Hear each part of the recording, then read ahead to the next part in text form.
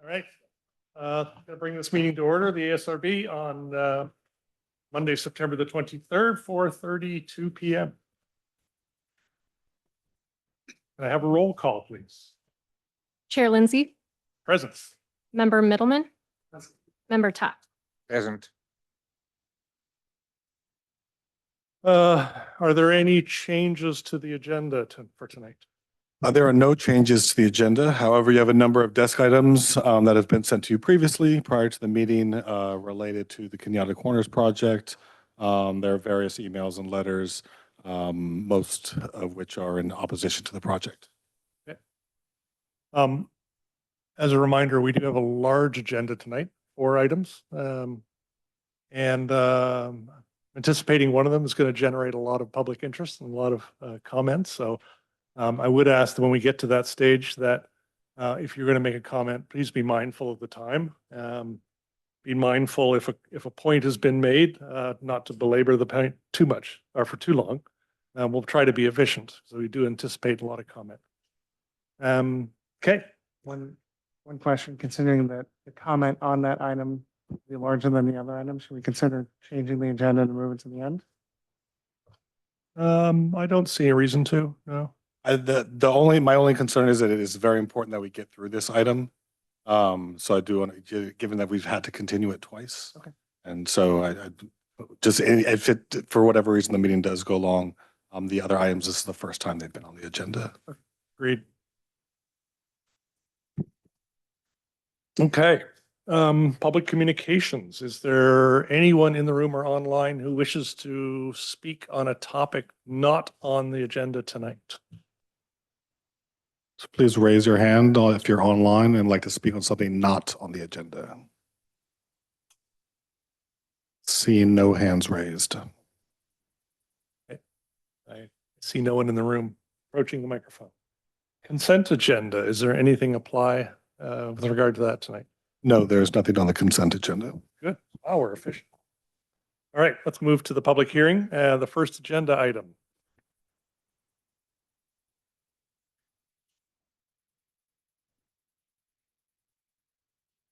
First agenda item is 3036, 3062 Woodside Road, known as the Kenyatta Corners Commercial Center. And I will give the presentation.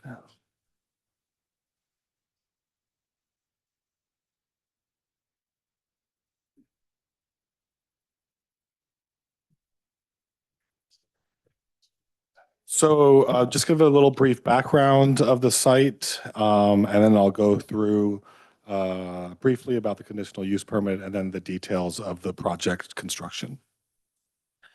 So in 1979, the Planning Commission approved a conditional use permit to expand the commercial center. It was to construct the hardware store as well as what could be referred to as the Emily Joubert wing of the property.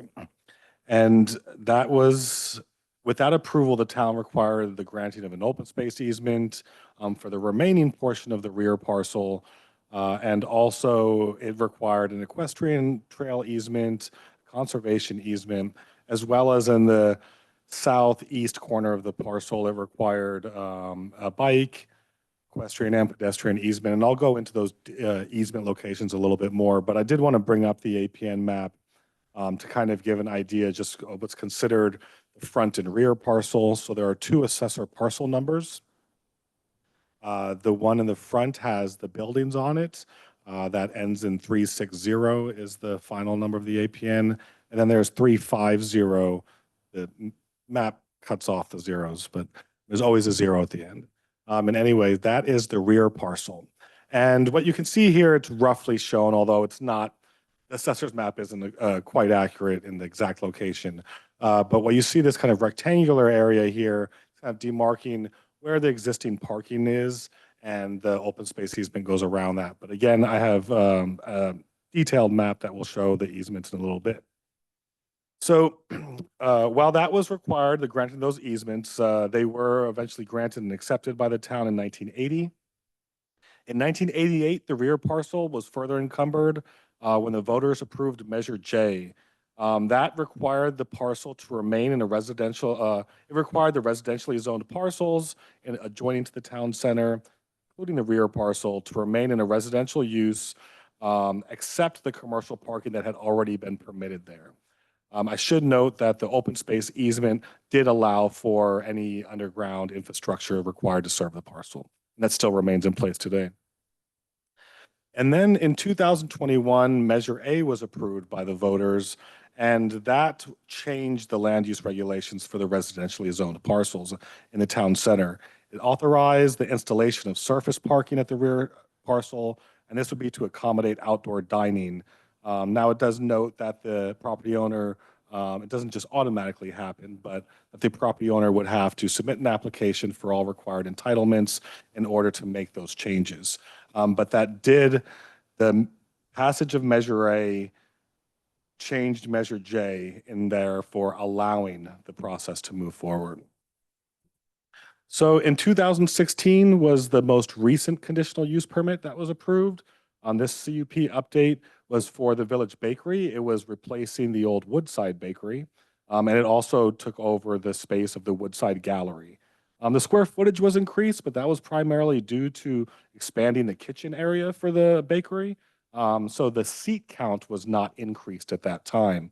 The Woodside Bakery, under an old CUP, allowed 70 seats during the daytime hours and an additional 25 seats in the nighttime hours for a total of 95 seats. And that would be allowed during the nighttime hours.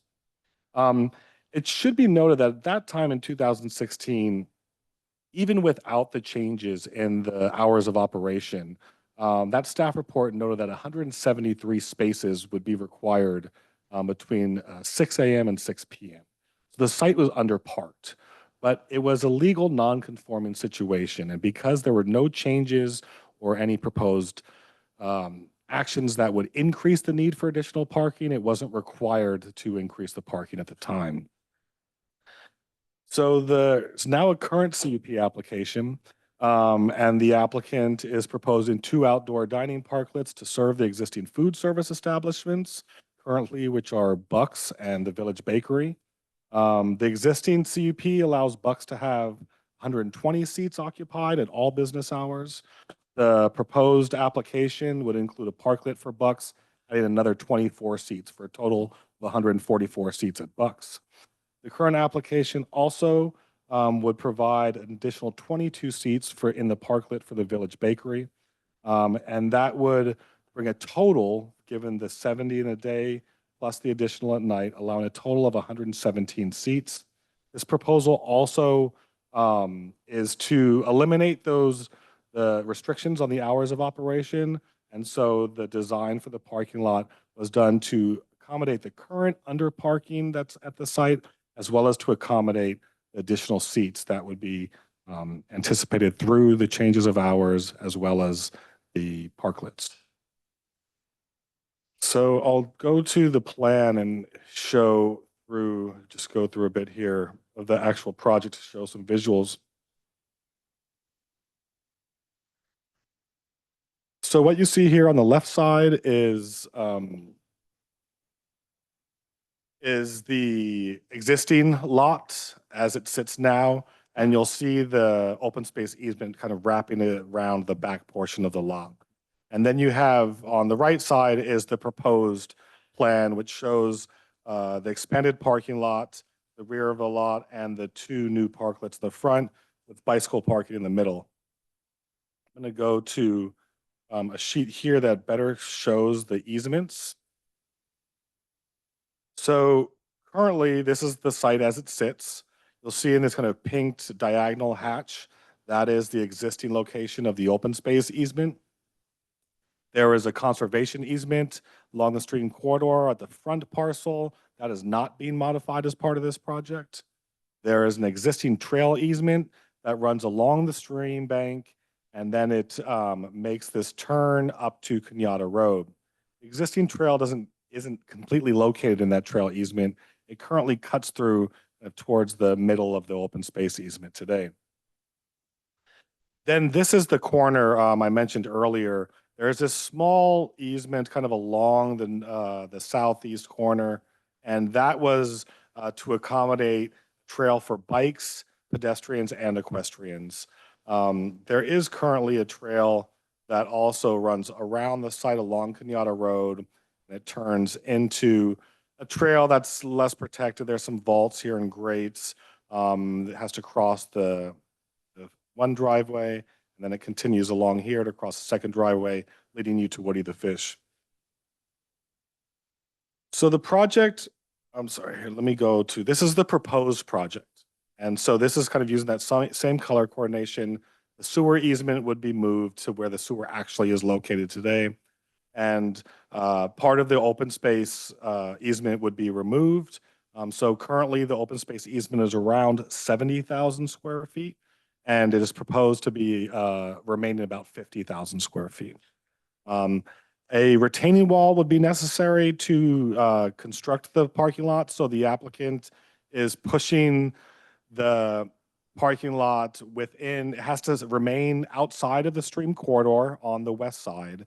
And then, there's a more of a significant grade on the east side. And so there will be the need for a retaining wall, but it varies in height. At the tallest point, it's about 8 to 10 feet.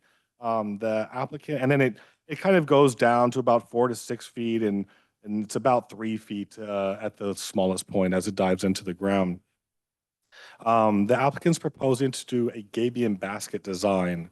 And so I'll show you here's the sections of the wall here being proposed. So it's kind of stepped, but it does vary in size, as I note. And I'll show you, if you're not familiar with the gabion basket design, it's basically kind of thick hog wire that holds in rocks. And all of that, and the applicant can very best explain how it all works structurally, but it is something that's been looked at by the town geologist and has not found any issues with that design.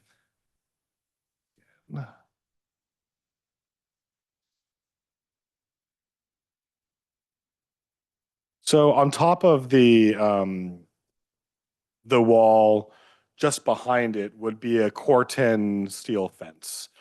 So Corten is actually used a lot in Woodside. It's a material that kind of rusts to a certain degree early on. And you'll see a kind of a sample image here.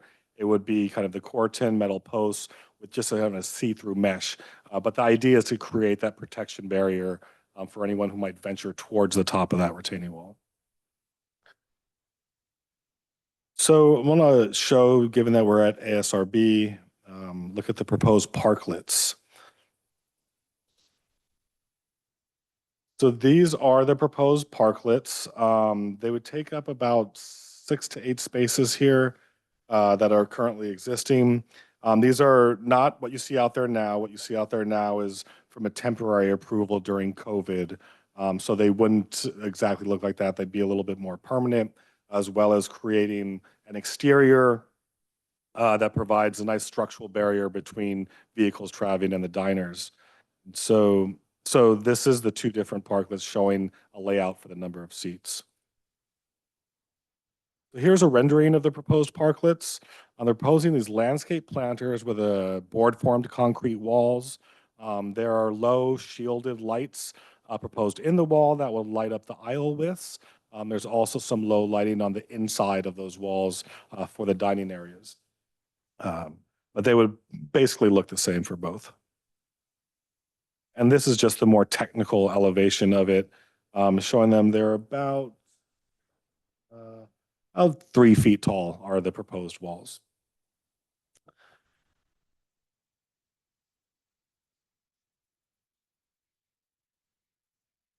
So then there is the proposed lighting for the property.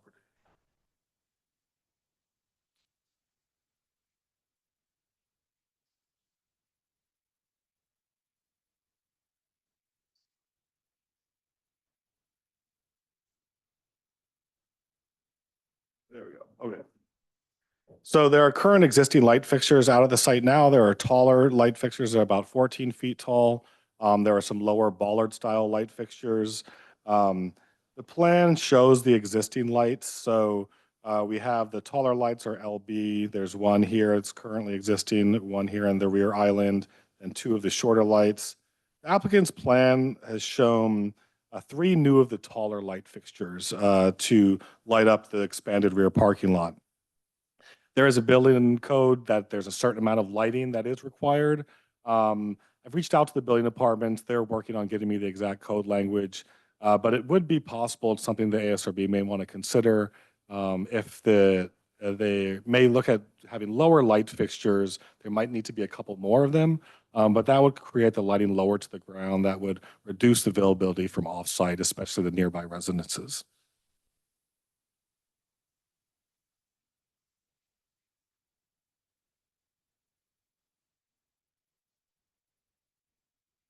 So I do want to talk about here the proposal for tree removal. So there's a number of trees that would be removed that are in the area of the expanded parking lot. They just have to come out for construction. The applicant is proposing to relocate 6 of the smaller trees. Smaller trees generally do better during relocation, but these would all be oak trees that would be relocated. So there's 45 non-significant trees, a lot of smaller trees. They're mostly fruit trees and small oaks. And there would be the need for the removal of 23 significant trees with the project. Something that the ASRB might want to consider if the open space is reduced in size, the town may consider looking at some type of open space enhancement plan that could write some additional native vegetation, maybe try to eradicate some of the non-native vegetation, as well as providing opportunities to help for screening for neighbors across the creek, as well as the neighbor to the north that's across the fence line. So the town, in terms of process, the town has brought this project to 3 committees so far, and now to the ASRB. So it went to the Open Space Committee initially. The Open Space Committee was charged at looking at the modifications to the open space easement. Generally, the Open Space Committee did not support the project, primarily on the basis for the open space easement needed to be partially removed. So they did not support the project. The Trails Committee reviewed the project twice, one a couple years ago, but then more recently to provide them the information they were looking for. And the Trails Committee did look for a motion to recommend rejection, although that motion failed. They did recommend I should note that the first meeting, the applicant, the Trails Committee looked at possibly the need to relocate the easement. The easement along the northern fence line here, it's a little bit steeper. It also has a lot more trees. So if you go a little bit south of this, you actually kind of see it. There's an area that kind of goes between trees and would require a lot less tree removal. So the applicant, in response to that, looked at proposing to modify the trail easement location. So it'd bring a little bit further south. One, it keeps it further away from the neighbor. It creates the buffer from the neighbor, as well as the ability to retain those trees and require less grading. And so the Trails Committee just recommended to leave the trail as is. Currently, it's a trail that allows for equestrian use. We know the informal trail is used by a number of people, including kids going back and forth from school. We do acknowledge that. The town will work with Planning Commission, Town Council to, it's likely recommend that it be a mixed use trail. Now, it should be noted that bicyclists and equestrians generally should not mix. There's a conflict there.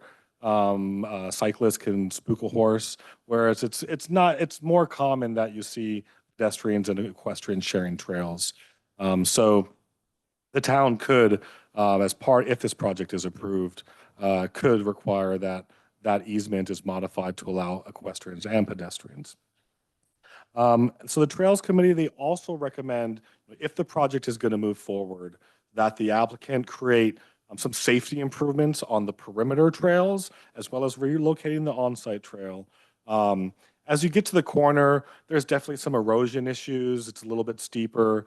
So the applicant could work with the town engineer to figure out what improvements might be necessary to create anything that's safer, both for all modes of transportation. In this particular case would be for bikes, equestrians, and pedestrians, given that's in the public right-of-way. And then the last was the Circulation Committee. They reviewed the project.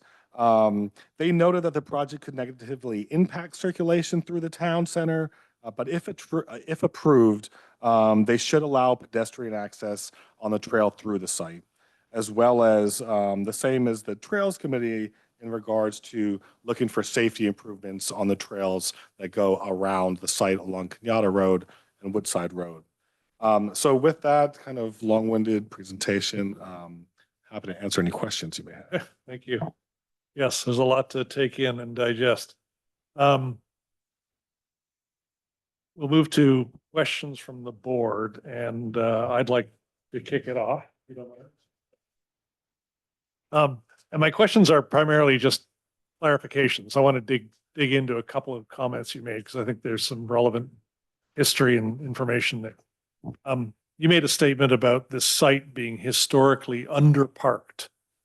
And is this not why, but how is parking identified? Is it a ratio of business size relative to number of spots entitled to? So the code identifies different parking requirements for different uses. So that's basically formulas are set up. It's quite common. You find this in zoning codes. And for example, whereas a retail use requires 1 space per every 150 square feet of publicly used areas, plus 1 space for every 3 employees. Whereas a food service establishment requires 1 space for every 2.5 seats or standing spaces.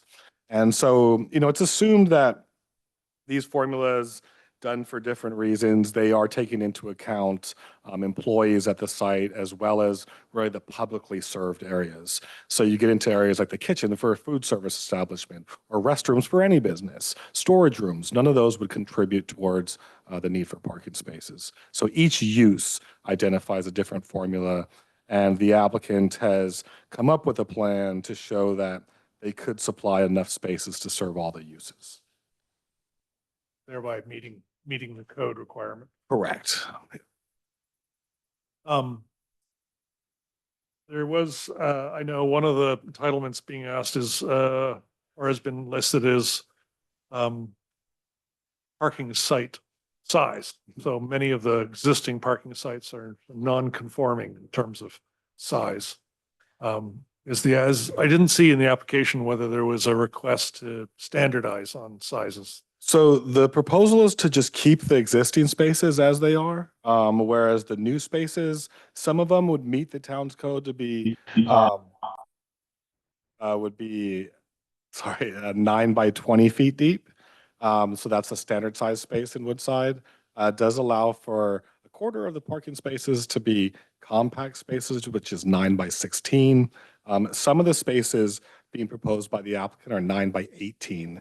And so as part of the review, it will need a variance for those size requirements, given our code requires a 20-foot depth. There's different cities have different sizes for parking spaces, so there's not necessarily a standard across California. In other cities I worked for is 19 feet. I know of other cities around here, it's 18 feet, whereas Woodside is 20 feet. So they will seek a variance for that. And just to be clear, the parking serves all the businesses in the other corner. That's correct. It is to serve all the businesses in Kenyatta Corners, and the plan currently doesn't really identify or designate them in any special way. And this land is privately held. Yes, so it's a privately owned piece of land. There are these easements that are dedicated to the town, but the land, the underlying ownership is private, and the easements are items in which that the town has use of. This gives the applicant the right to bring this project to the town. Yes. His responsibility is to respond to it. Correct. The town has to process the application. A property owner has the right to apply for what they like. There's a couple of things here is we have the voter measures. And so I talked about that earlier, as well as then there's the recorded open space easement. And in the easement, it talks about being an open space for perpetuity. It also does anticipate, and this is a state government code, there's a process in which the applicant can apply to abandon completely or a portion of the open space easement. So they have applied for that. And this notion of in perpetuity, I mean, this requires filing with the state. It has to be approved by the town. Yeah, so that it gets approved by the town, and ultimately, if it is approved by the town, they would be recorded with the county. So that really has to do with tax assessments. But it has never been up to this point in time. It's a recorded easement currently with the county. So anytime there's an easement, generally speaking, it's recorded on the land through the county recorder's office. So different counties would have different recorders. And just last question, there's 7 entitlements that would have to be modified in order to, That sounds about right. They're listed in the report. yep, okay, So- got it, thank you.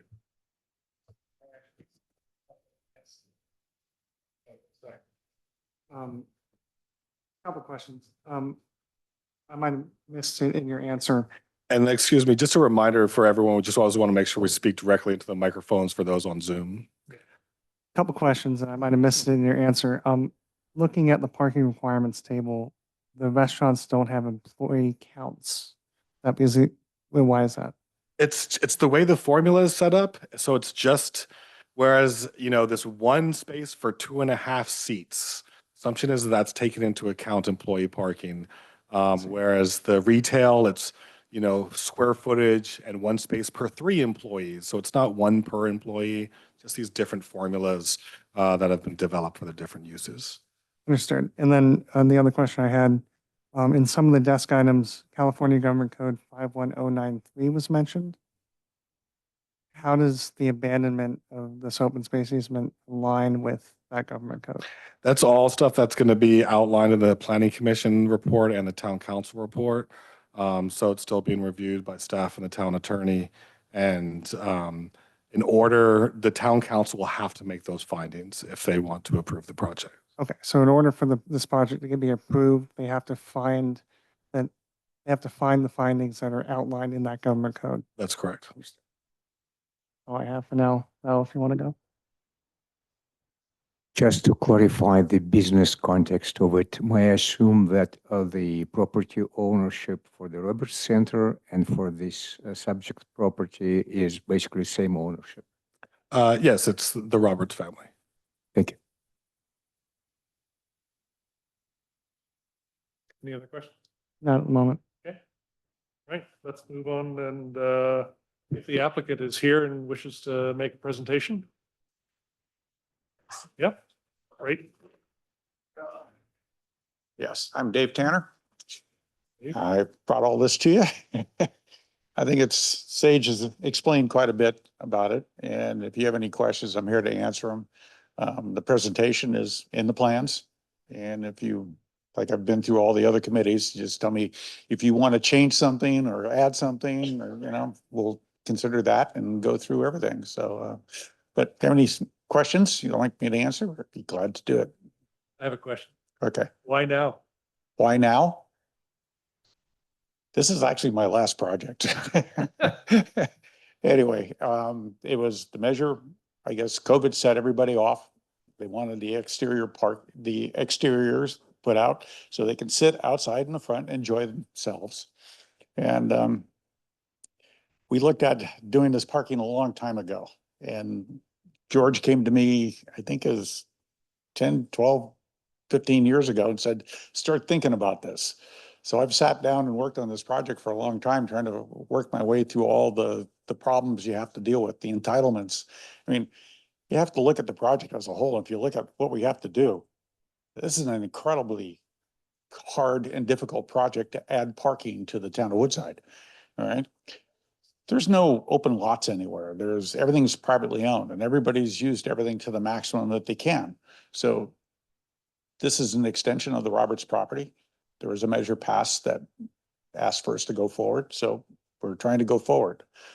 And before it got here, just to get it up to the point where I can get through staff and stuff, we've been working on it, I think pretty close to almost 3 years. So it's taken a lot of time, a lot of money, a lot of studies. I've had sound engineers. I mean, anybody they can throw at me, they did. And they have. And I've had a lot of meetings with everybody trying to get through all this and make everything work. So we can't add another car inside there. Well, you could, but it'd be it's not to go even further deeper into the lot. I was been trying to be nice to the neighbors next door and, you know, just trying to make it work. So we have enough parking to make the place legal. I had an office there for many years and I can tell you about the horror stories about parking there. So I've watched fights, accidents, you name it.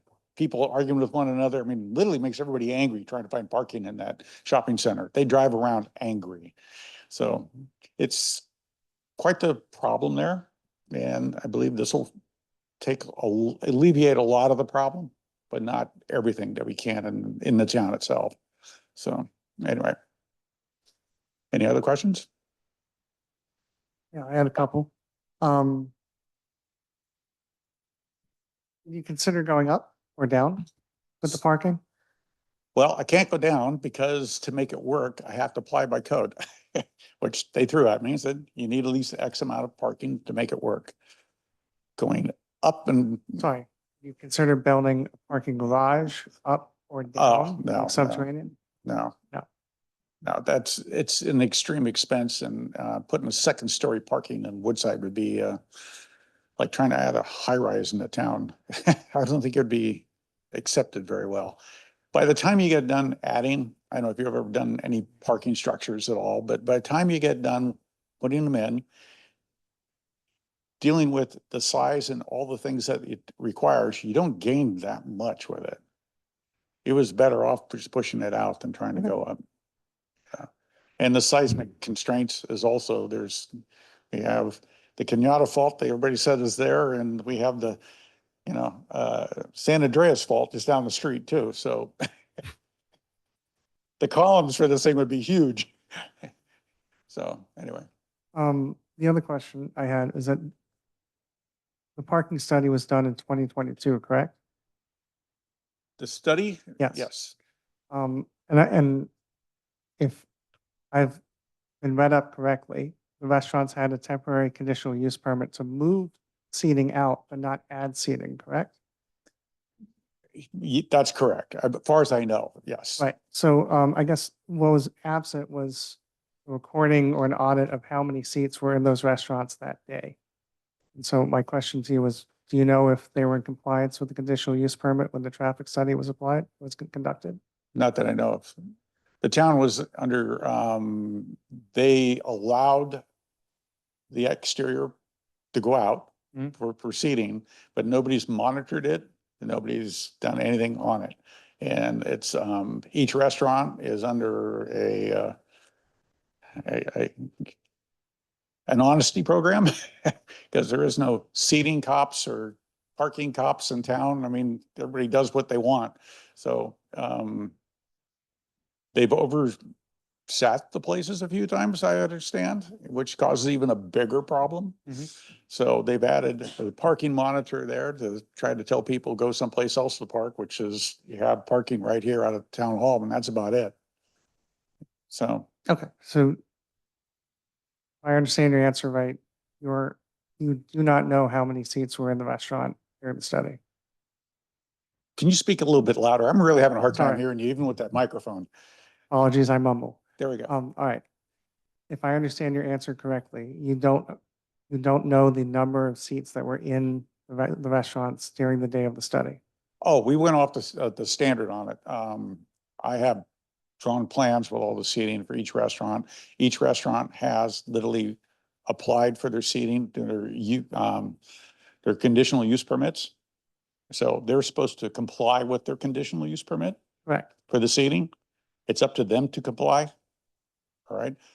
We did a study for the size of each restaurant and what they can have. Each one already had a conditional use permit, would allowed for the seating, and that's what was used for figuring everything out. Got it. But in terms of the results of the study, you don't know, just to be clear, you don't know if they were in compliance with the conditional use permits when the study was conducted.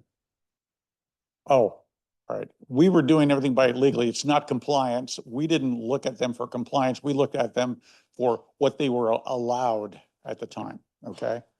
Only what they were allowed. So if they added more seats, it wasn't up to us to figure it out, count it up, Got it. Thanks. okay? Any other questions? I'm all right right now. Thank you very much. All right, great, thanks. Maybe just one more clarification. Okay.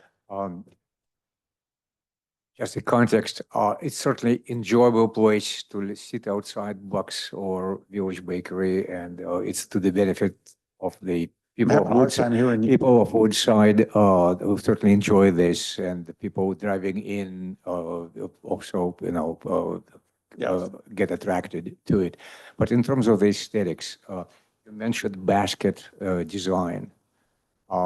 It is kind of a low-cost solution typically, right? In terms It of wasn't aesthetics, about what's cost. your assessment of Right. the choice? So the gaming baskets weren't about cost. It's a wall that can go up, that can actually breathe and move with the land. It also limits the noise that could be penetrating out. It doesn't reflect noise, it absorbs it. Yes. So it would be easier for the neighbors to not have a lot of noise, people talking, cars, the normal noise you have in a parking lot gets pushed down quite a bit. It literally is a sound deadening. I don't know if you've ever been to the Highlands Inn in Carmel. Yes. If you look at when you first pull up in there, the whole wall is done in it, so people could sleep there. The ocean comes in, makes so much noise, it literally went up the wall and kept the place awake. So they actually installed these gaming baskets up that area and stopped all that noise. This has acoustical properties which are useful. Thank you very Yes. much for the Yeah, clarification. yeah, it's a useful wall. It does a lot of things. So anyway, Thank you. okay. Question on, and maybe Sage has the answer here, on the parklets.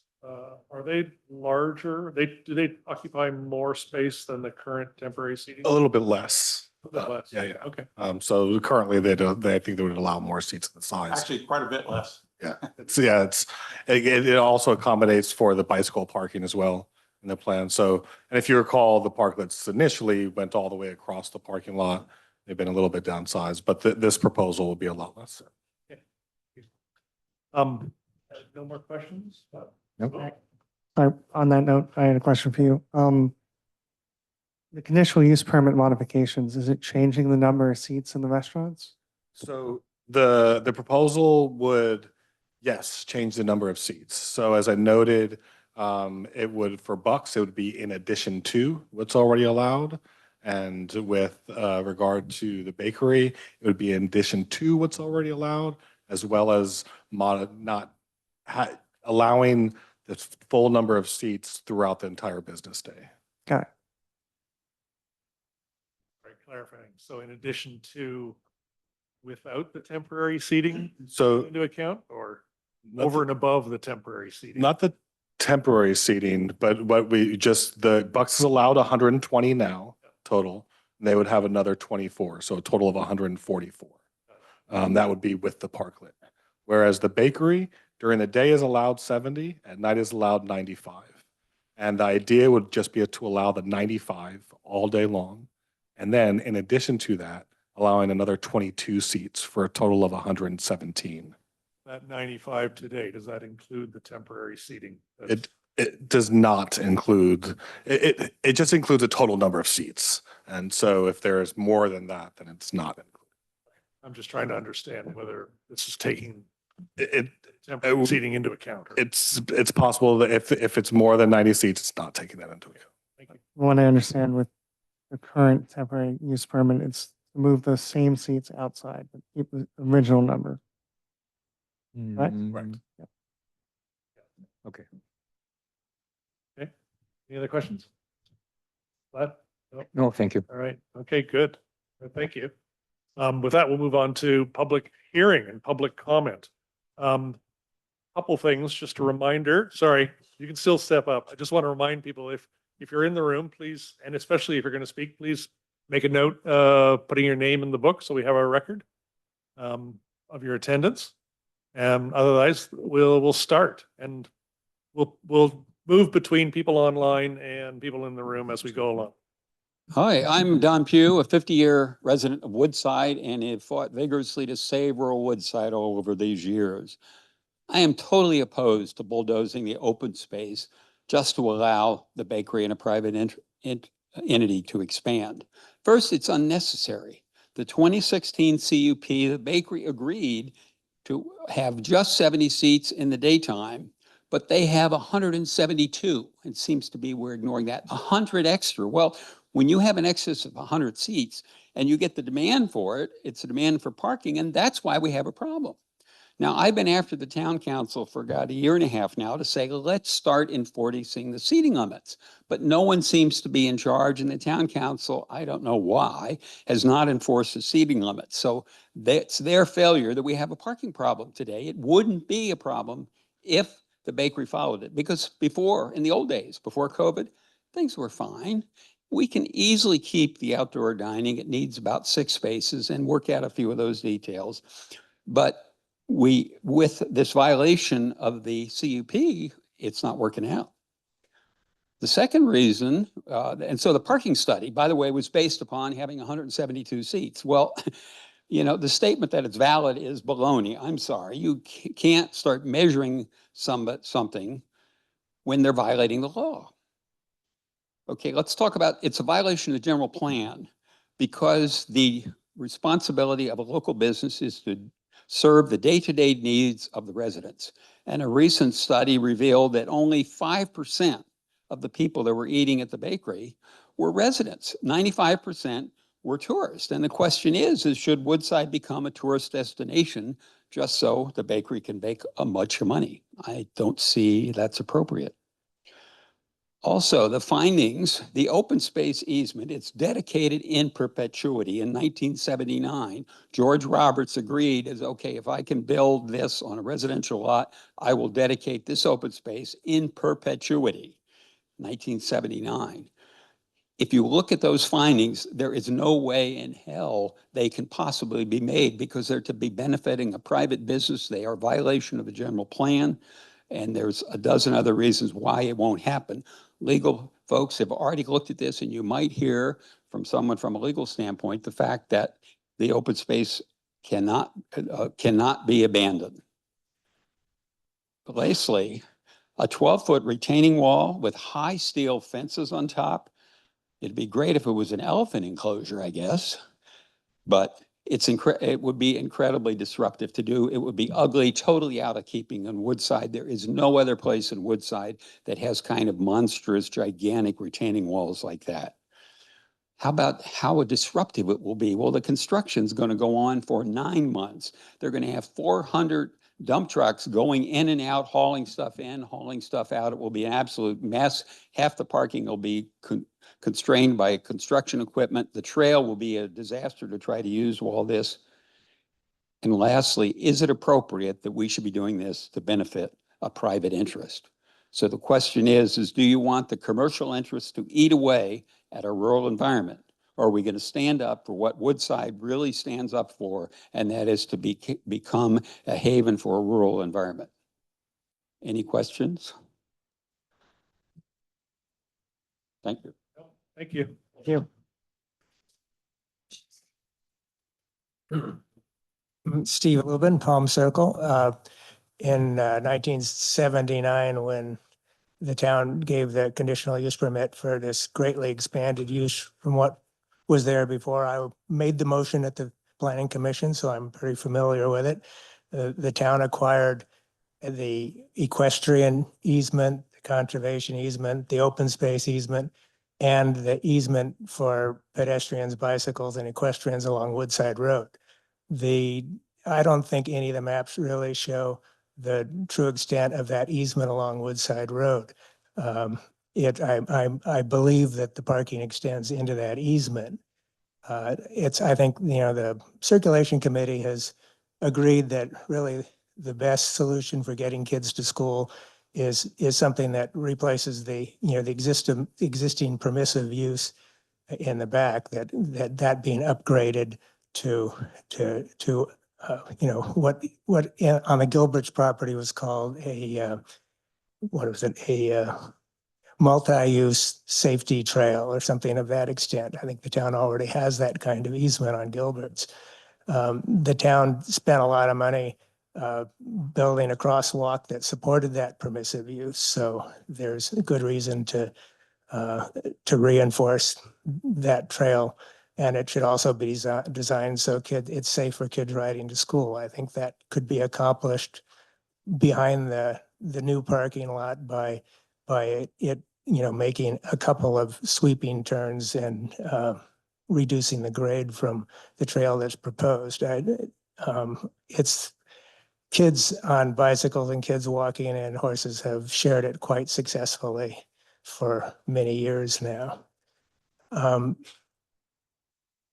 In addition, I think, one of the conditional use permits from 1979 required bicycle parking. I think that the proposal has quite good bicycle parking for the restaurants, but not for the hardware store. I've had arguments with the people at the hardware store when I tried to lock my bicycle to the wheelbarrow out there and was chased away. I think would be a bicycle rack should be added in the triangle in front of the hardware store to encourage people to ride their bicycles to town, and maybe there'd be fewer parking spots needed. I also find it really frustrating that the town is about to embark on a town center plan and is considering, this really major, the most major change in decades to the center of town. At the same meeting, it's considering a request for proposal for a consultant for the town center plan. I think there's other opportunities for parking in town center that haven't been explored, that should be explored before this project is approved. There's no reason for the town to give up its property rights in the open space easement unless these issues are explored.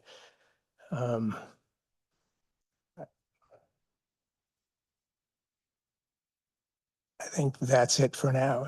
Please ask if you have any questions, please ask away. Mr. Lubin, Yes.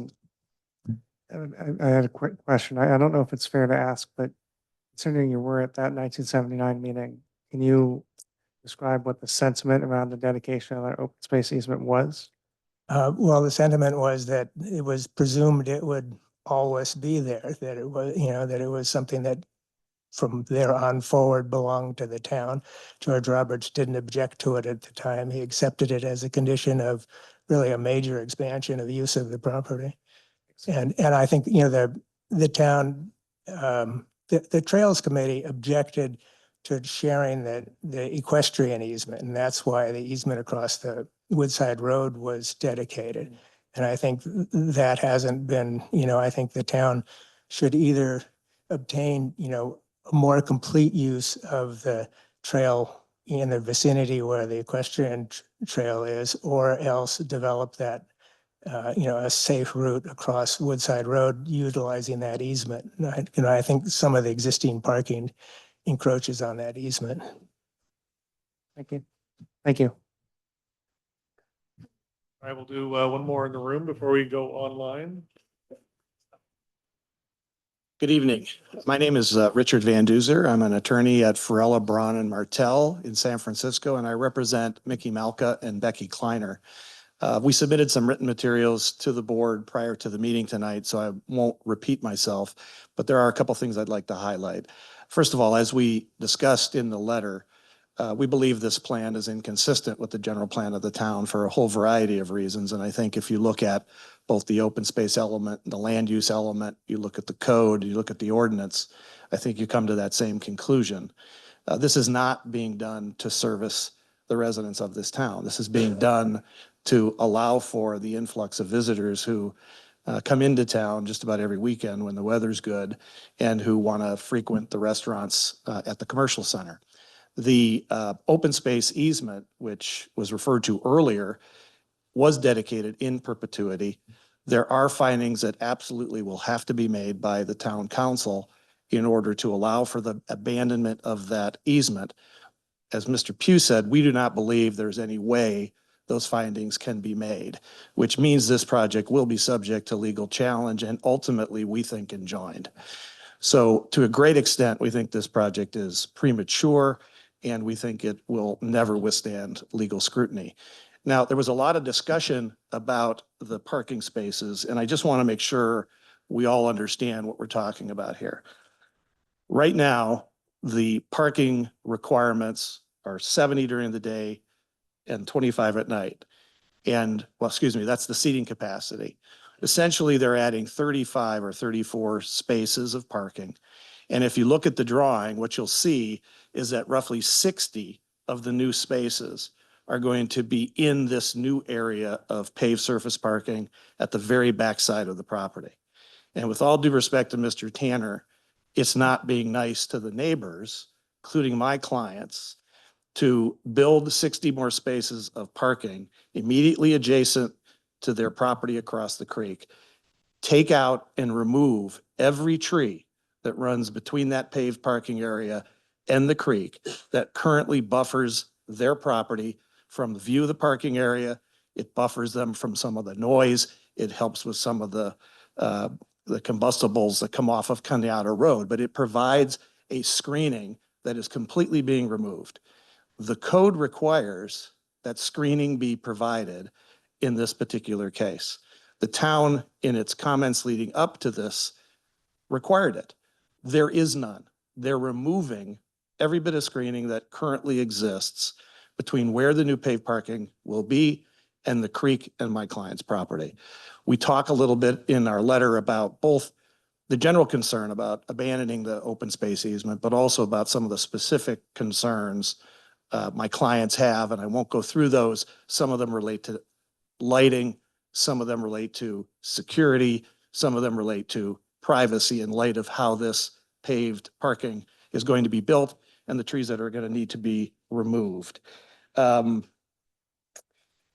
We heard about from Mr. Sean, he said that only 20,000 square feet of the 70,000 square feet open space easement are being removed for purposes of installing the parking. But if you were paying attention to the picture, what you'll see is that the vast majority of the 50,000 that's left doesn't buffer either my client's property nor the property owner to the north. It runs along Kenyatta Road. So it serves no purpose to maintain an open space easement along the periphery of the land adjoining Kenyatta Road when you're taking away the existing buffer that my clients have and the people to the north have by virtue of the open space easement. I think that's something that I think gets overlooked at times. With respect to tree removal, as I said, they're removing 70 trees, 25 of which are significant, and they're removing every single tree along the western side of the project between the creek and the paved parking. They're moving that paved parking right up against the new easement or the existing easement, which is now going to be the equestrian only easement, which is going to require children and adults to not use that easement, not cut through the property, but instead walk along the small gravel trail next to Kenyatta Road and around the corner on Woodside. The committees who have considered this so far have rejected it. The Open Space Committee unanimously rejected this project. The Trails Committee voted 4-4 and did not approve this project precisely because of some of the reasons that we're articulating for you tonight. The Circulation Committee adopted a resolution that said this plan will have a negative impact on the circulation of traffic and people within the town of Woodside. So not a single community committee has approved of this project. In fact, at least one has rejected it and the other has split 50-50 down the middle when they voted on it. We've heard about the possibility of improving that path along Kenyatta Road and Woodside Road. But it's important, I think, for you to understand, it is not a condition of approval of this project. It has never been, and it's not being proposed as a condition to the acceptance or approval of this project. It is simply a promise, perhaps, by the owner of the property to work with the town of Woodside for those purposes. There are no guarantees that anything ultimately will be done. There's no guarantee that that path will be improved and made safer for people to travel.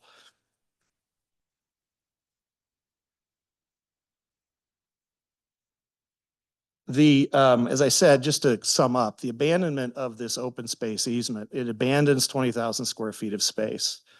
It places 60 new parking spaces immediately adjacent to my client's property and close to the property to the north, much closer than it currently is.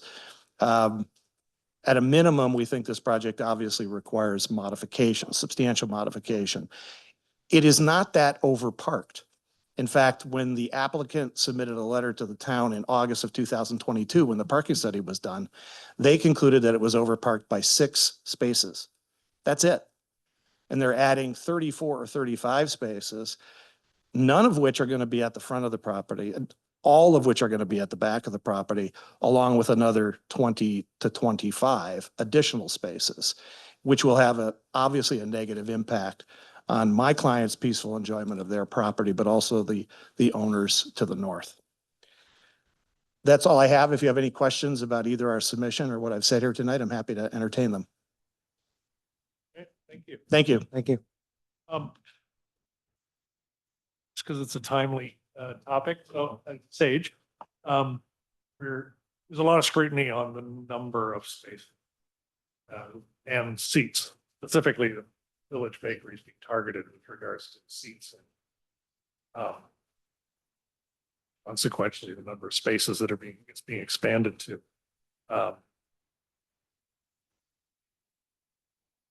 Lost my train of Sure. thought. Well, I think a couple things is just, so if it was just the daytime seats, the 70 seats, there's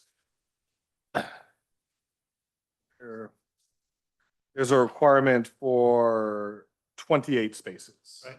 And then the additional 25 at night would require 10 more spaces. So if that were done all day long, idea when the CUP was approved, other businesses were closed at that time. It was actually shown that when businesses were closed in the old CUP staff report, it showed only 101 spaces were needed at that time at nighttime. So it was really the peak time during the days. And so the parklet itself would add the requirement for another 9 spaces. So if you kind of take all of those together, the 70 plus the 25 plus the 22, and then the parklet for Bucks, is adding another 24 spaces, another 24 seats, requiring an additional 10 spaces for parking. Right. So it's the combination of those things. I think we'll come back to this topic again. And then we have the applicant's attorney online that Yep. has a hand up. Okay. Let's go online and So Lee, if you can allow Lee to speak. Thank you, Sage. Good afternoon. My name is Lee Prince. I am the attorney for the applicant. Thank you for giving me the opportunity to talk to you on Zoom. I've heard in public comment this evening that only 5% of the people at the bakery are residents, that the majority who visit the bakery are visitors, and that this expansion isn't serving the day-to-day needs of the town of Woodside and its residents. But I do want to highlight that Measure A wasn't voted on by visitors to the town. It was voted on and approved by the residents of the town to allow these parklets and to allow additional parking. We have also submitted letters in support of how this project satisfies the general plan. In fact, there's in the general plan language about the strong desire for residents to improve the parking and circulation in this area of town.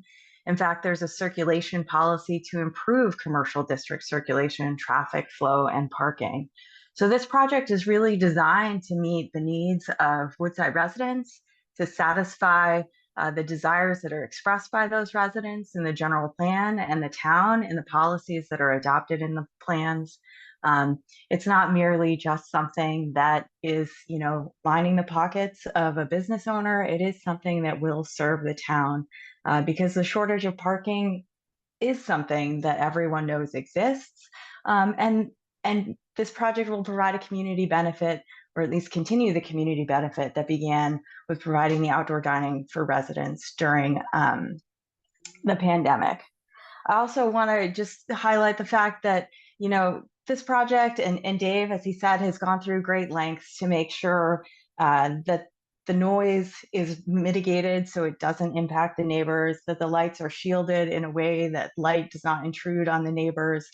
There were a number of studies done to confirm that this did not require any additional that there were no significant impacts to the neighbors. And each of those studies did confirm that the neighbors were being buffered from light intrusion, from noise intrusion, from visual intrusion, and that there's adequate open space. I mean, I think there was much made of that this wasn't enough, but there's still 50,000 square feet of open space being preserved.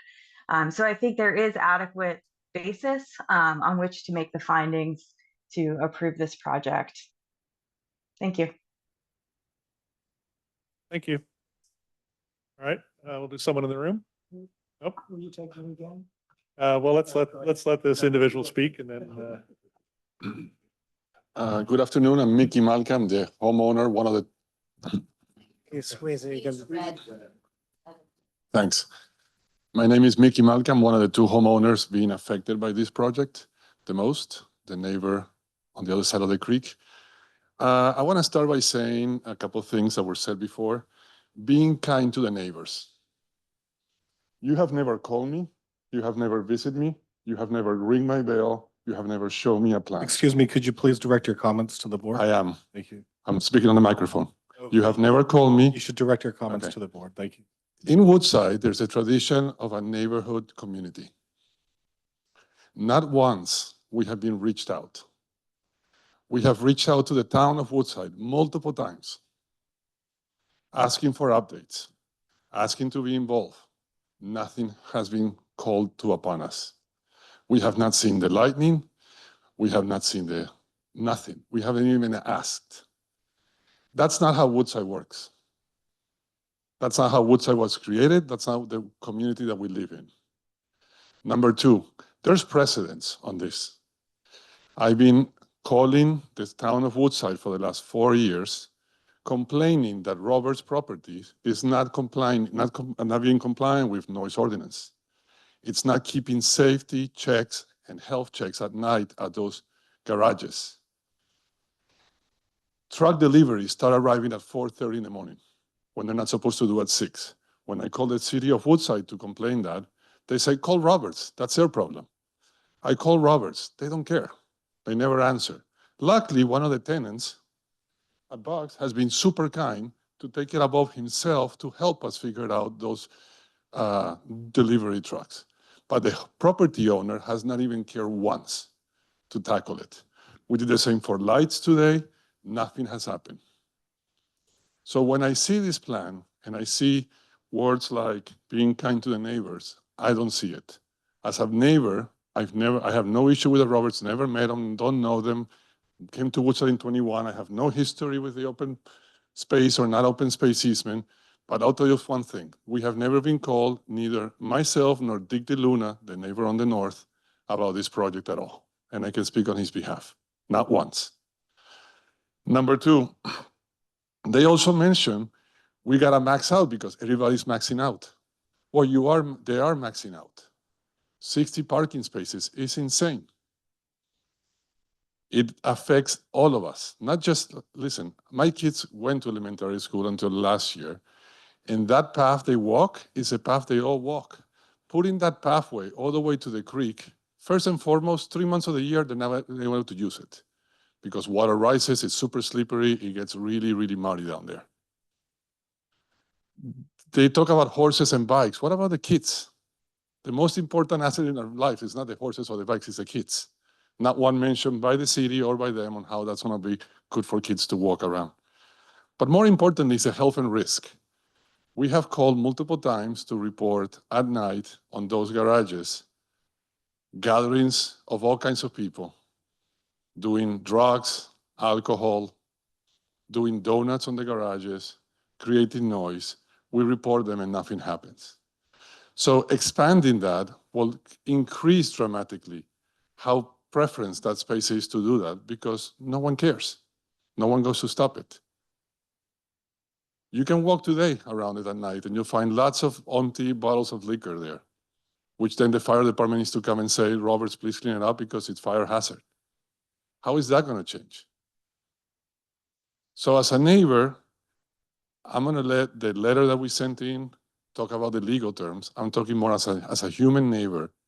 I was expecting a lot more from our neighbors. Private property, commercial, residential, it's the same. But it hasn't been, for the record, there hasn't been one single approach, not once. Happy to answer any questions. Thank you. Okay, let's go to online. Oh, there's more in the audience. Are you done with the audience or want to go online? We're just trying to get everyone. We still have 12 people online. So if anyone online would like to speak, please raise your hand. No hands raised.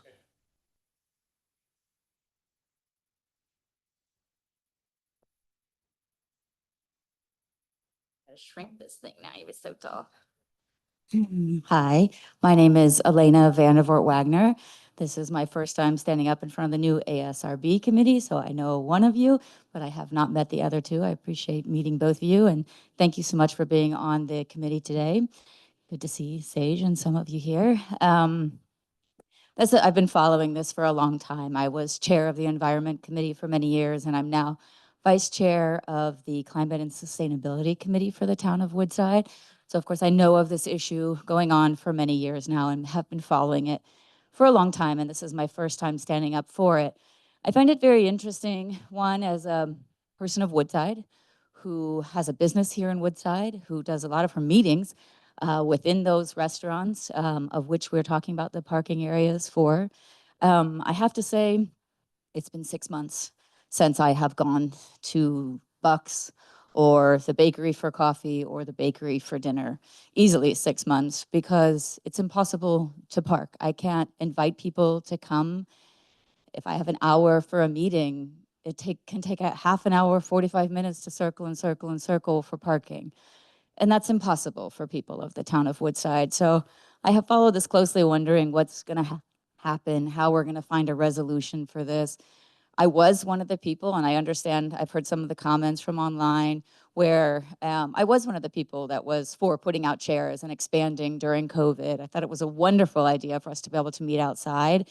And for a very brief period of time, it was absolutely fantastic. And then it really expanded, the amount of chairs, and I certainly noticed the breach of people that they were allotted there in terms of fire hazard being breached multiple times when I was there, as it is frustrating as a local Woodside resident. Obviously, beyond that, we're talking about something that is very important to the safety of the children. I think anybody can walk by there in the evenings and see a lot of disaster happening within trash and beer bottles, and that is a concern. I appreciate that being raised, because the mother of a teenage son in the area, I know they're always looking for places to hang out. And as we look to destroy more of the environment of Woodside, of which we all move here for, that is obviously a concern that needs to be addressed. Also looking into, enrichment of areas around waterways is something that strategically is written in our guidelines that we need to follow. So as we look at taking down these trees and spreading out, it's one thing to talk about conservation land easements. It's one thing to talk about oak trees that we talk so much about preserving, or the guidelines which we set that we expect our residents to follow, but as a town potentially are looking at not following. But it's another thing to really say, how does that work for the people of Woodside? More chairs, does it mean more people get to come or not? Is it something that if we expand the number of chairs and then we expand the parking lot, where does that end? Where do we keep going with this, right? We started off very small several years ago when we agreed to bring in these restaurants, but that was with the conservation land, and then we've expanded once, now we're expanding again. So I really appreciate that this is a difficult one for the ASRB committee, and I know you guys have very high standards. I have sat here many times watching ASRB committee go on for hours about one person's barn light outside their barn. These are really strict standards that we have for our town, and I really hope and support you guys in taking the decision to keep the high level of standards for the town of Woodside. you. Thank you. One more comment is that we're talking about the parking demand created by the restaurants. I believe, and Christine could correct me if I'm wrong on this, I believe that lot is also used as parking for employees at the grocery store and for some patrons at the grocery store. And so that's another reason to, to put this off until we can look at the bigger picture. We can look at the Kenyatta Woodside Road intersection. That's a disaster, and the parking associated with the grocery store and how the grocery store parking exacerbates the problem on this side. The town's going to be looking, at traffic and parking and housing, I think, is going to be added to the menu for town center this time around. And it's, that's going to be a big change, and it's really a shame to go ahead with this that will impact it without seeing the bigger picture. Thank you. Steve? Okay, anyone else in the room wish to make a comment? Thalia Lubin, architect and former member of the ASRB. And in fact, I was on the board when there was the whole discussion of the seats. And I remember when Mark had the bakery would take, I was booted out one time at noon because he had to take all the inside seats outside. And so with the increase of the parklets, there was sort of a de facto increase in parking requirements. So all of a sudden we have a parking problem. I agree with Steve Lubin that I think this is premature. I'll be kind and say it's incomplete. I mean, you are the site review board. And I think that that Dave has done a pretty good job of figuring out how to get the required, even though I'm opposed to the expansion in theory, he's done a good job of laying out those spaces. And the retaining wall is a good design. That material is conducive to looking rustic pretty quickly. My concern, and why I think this is incomplete, is the rest of the site. And so far, I have not heard of a problem of kids on bikes and horses having a conflict, or pedestrians and horses. So we are now abandoning that diagonal, which has sort of come into use. So I think we need to revisit that trail that's remaining for all users. And I think we need to seriously look at the easement along Kenyatta Road and in front of Woodside Road, which then you're forcing the kids to cross two driveways. And there are a lot of kids. I think a lot of kids come from the Glens and areas north. So that should be looked at as part of the whole of this plan. And if you do go ahead with it, I think it should be heavily conditioned on dealing with these issues. I say it's incomplete because I don't think it has addressed all the problems. And at the circulation committee, they were all struggling. And it seems like if you're struggling that much, there's something that's not quite finished. And so I'd like to see it go back to the drawing board and be done right. This is a significant change in the town center, and I think it would be a missed opportunity to not do it right and to address those issues, to deal with that whole front of Woodside Road and how that trail could be developed if it is indeed the only alternative. I still think that the trail they're proposing, making some changes on the equestrian trail, could be a multi-use trail. I've never seen any adult cyclists use that trail or any of the Peloton. So I think we do need to look at kids' safety and address some of these issues. So my recommendation would be that you take a hard look at this and let's figure it out and let's do it right. This is a big deal in Woodside. And Christine has a right to make the application and to run her business, but the town also has a right to expect that in return for abandoning the open space easement, that we do some serious planning that's done right with good design. Thank you. Thank you. Yeah, Don Pugh again. I just had one or two comments. First of all, Christine wrote a letter to the town complaining about the bakery's excess use of parking. The town ignored it. The question I've got, Sage, is why hasn't the town counted the seats? I know you spoke with the town manager. I'll defer to the town manager and the town council. Town manager said the council don't count the seats. Something is missing here. How can we make a decision without knowing a few facts? I counted 172. That's my number. Hopefully the town will decide this is an important piece of data that we should have. Secondly, the big thing that's missing on this whole thing is the findings required to abandon the open space. Sage, it hasn't been mentioned. You know, you've talked about the That's CP. something that the planning commission and the town council will take. And the other is whether this is CEQA violation or not. Now, somehow it says categorically exempt, but I don't think so. I think when we're talking about the environmental impact of this, it definitely should be there. And an earlier comment regarding Measure A, well, Measure A, which basically undid some things of Measure J, of which I was the author of Measure J, it was a very distorted, misleading thing. The variance was 4 votes out of 1,800. 4 votes, that was the difference. And we'd filed complaints with the Fair Political Practice Commission that were not followed up on regarding things like using paid signature gatherers and so forth. So I wouldn't, for all respect to Lee, to expect that Measure A at all reflects the interest of the citizens of Woodside. I think what you're hearing now is the interest of the citizens. Thank you. Is there anyone else in the room who wishes to make a comment? Gosh, I guess the Bucks guy should go, right? Maybe? How big is the target? Yeah. My name is Tyler McNiven. I was raised in Woodside. I went to Woodside Elementary. My children currently attend Woodside Elementary. I love this town deeply. I was raised here. I plan on probably being scattered around some oak trees here somewhere. This is a tough one. Wow. I'm really sorry this is happening and it's coming to this.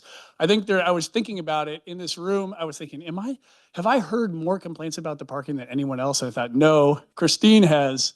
I do not envy your position. It's tough. I'm in the hospitality business. I've worked my whole life in trying to make people happy. And I'm trying to do that as we navigate this and as my family and I speak up our voice for what we think is right for the town. Because like you and like the town council, we have the best intentions for the town, for the residents of the town, and the people who visit our town. So I came here mostly today to gather more information and to learn more. I learned a tremendous amount from this presentation, and there's certainly a lot of considerations here. But I'm just going to give you a little bit of perspective of what it's like running the business. I receive a lot of complaints about the parking. It's been a big sore spot, especially since COVID, but it's been a 20-year-long issue. And it started when the previous owner of the bakery expanded seating outside into the backyard and created an outdoor patio that started as tables and then umbrellas and then a temporary wall, which became kind of a permanent fixture back there. And which I'm trying to do some math here, but my understanding is that the future CUP of the bakery would be as much as their current indoor seating and the backyard outdoor seating now. So we'd effectively be adding a second outdoor space and telling them you could never sit one of them. I'm wondering if that math is correct. So the current proposal is to allow the rear patio, the indoor, all day long. All day long. And then in addition, allow the front outdoor. Got it. And that totals, I think, 170? 117 seats, 117 seats. Got it. I think our counting varies by about maybe 50 seats. So but I'm not sure. I think the official counting should take place. We should all kind of hold hands on what those numbers were. But I will say that I believe that what the ASRB and what the town decides will be ultimately best for the town's needs. I know that the outdoor seating has been absolutely wonderful. It's very hard to sustain what we're doing with the current parking situation. And that's just coming from the perspective of a business owner. So good luck, everybody. Everybody, I wish we could all hold hands and sing Kumbaya into the sunset. This is going to be a tough one, and feelings are going to get hurt. And I just hope that, you know, we continue to do it with grace and with compassion for everybody. And of course, with the safety of everyone in mind. So thanks, everybody. Thank you. God, you're tall. Thalia Lubin again. I just want, I want to commend Christine for keeping the hardware store going.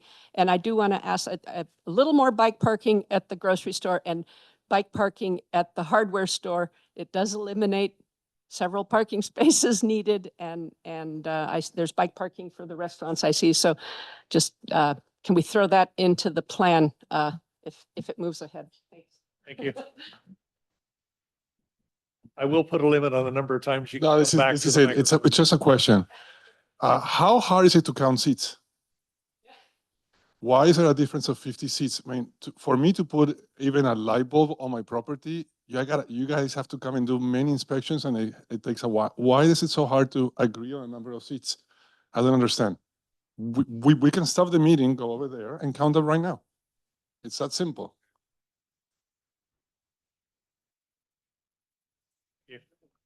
Is there anyone else? Otherwise, we'll bring the public hearing to a close. Nope. Nope. I think I'll say one more thing. Oh. I think I'll say one more thing. This was the last. This is the last one. Just have to say, I mean, my perspective, and I really appreciate the opinion tonight, but my perspective is someone who does not live near this parking lot.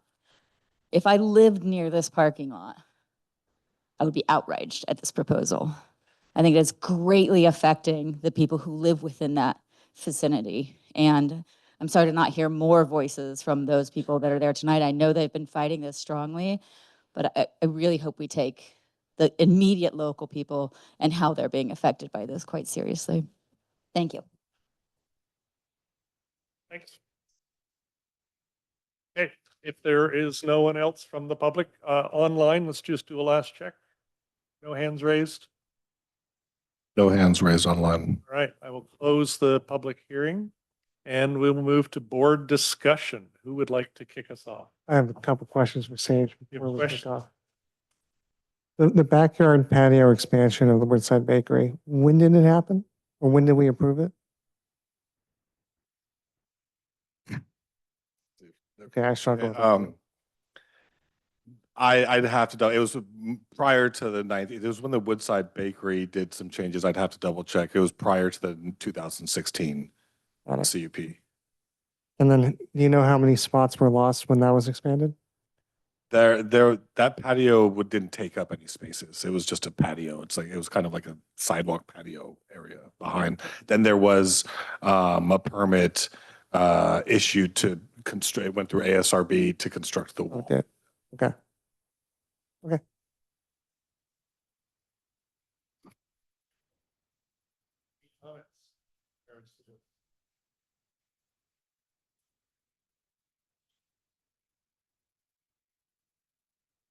I have a lot of comments.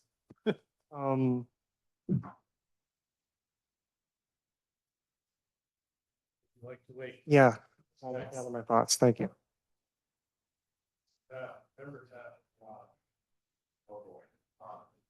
I counted 14 items. You use the microphone. Thank you. Thank you for reminding me.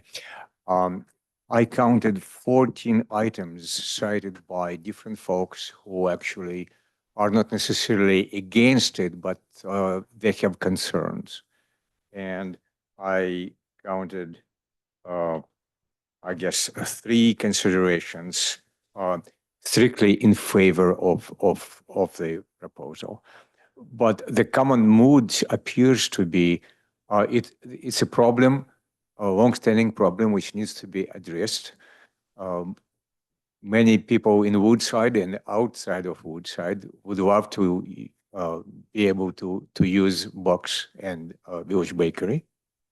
But Perhaps, Sage, if I read out loud 14 items, or you already have them, so that it's fresh in everyone's memory.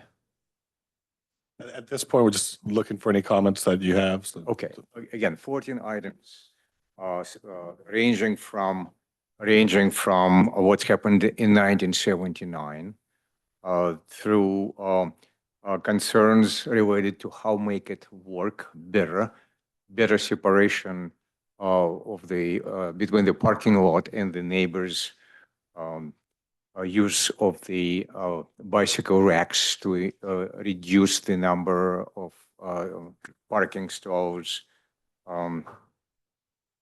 and also no directly assigned responsibility for who and when will count the seats. That seemed to be a controversy. I would say the easiest one to address, as someone just expressed it, is to count the seats and then see what is the minimal number of parking spots to not offend the neighbors or not to inflict on their rights. And use the optimization which Mrs. Lubin proposed.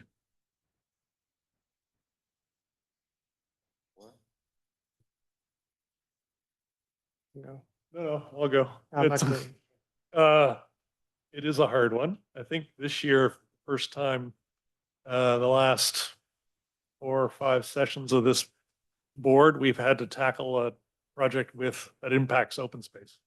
And I think we're going to continue to see a lot of that going forward. The town is challenged, and there's only a handful of spaces left in the town to actually develop and meet our housing element requirements. Develop in terms of encouraging business to thrive within the town, without impacting someone, or many people in some cases. So open spaces will continue to be a sensitive topic. I think one of the things that didn't hear brought up, actually, I'll take that up. With the last speaker, we heard about, trying to do business within the town. And I think the town does have a responsibility to facilitate businesses being successful. And then what's debatable is, well, what is too much success? We provide too much parking. Does that then translate too much seating and too much success for a business? Could be looked at that way. I think there's another aspect with regard to the role of the charter of this board and the legality of this application. And I think it is outside the charter to debate or discuss whether or not the applicant has a legal right to bring a project to the town. And I think we best put that aside, not focus on that too much, because I think the legality will be taken up by the Planning Commission and Town Council when they render opinion on the entitlements or any of the other changes that are required, such as rezoning. We didn't talk at all about the actual design proposal itself, other than perhaps the actual placement of it relative to change in the open space easement as it impacts surrounding neighbors. Personal opinion on that is I do think there is an opportunity. The land east of the eastern boundary of the property is land that's going to remain designated as open space. I do think there is an opportunity to revisit and perhaps shift the parking somewhat east to accommodate those neighbors on the creek side by giving a little more land on the western side of the property. As for the design itself, I mean, the use of the gabion wall as a means of a retaining wall, I have no concerns about that.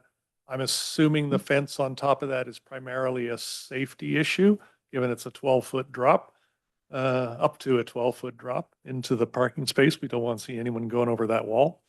I think there was a valid point made about taking a broader view of the entire site and looking at how to possibly solve circulation problems by including Kenyatta Road and Woodside Road, and revisiting if there is anything to be done on those portions of the property that would better support circulation. I think with regard to lighting, I think this, for me, this would roll. I know there's a proposal just to add, I think, 3 light standards of the taller ones in nature. I think this should be revisited. I think the entire site lighting should be taken a look at more holistically, and address, how lighting, A, how it impacts the neighbors, but B, how lighting can facilitate better security on the site and perhaps discourage some of the behavior we're seeing late at night. I'll stop there for now. Allow my fellow member to continue. Stole a lot of my thoughts. Sorry.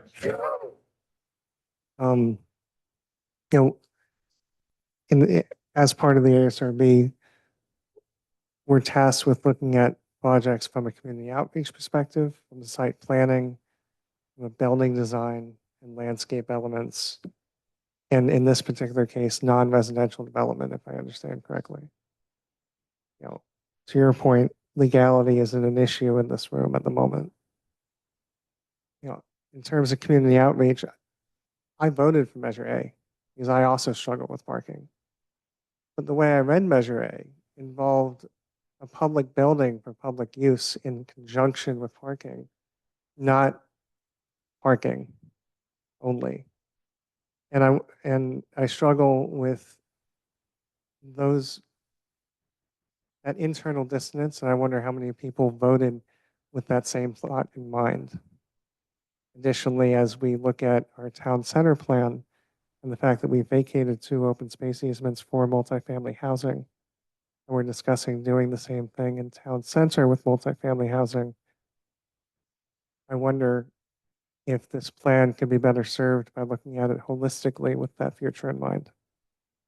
With regards to the site planning, I focused on the traffic study because that traffic study, dictated the need for parking to be built and how many spots we needed. I read Don Pugh's letter. I called the Woodside Bakery last weekend and they told me that they could accommodate 130 people. And I also went in and I counted seats myself, to see for myself. And there was nearly twice what I understood to be in the CUP.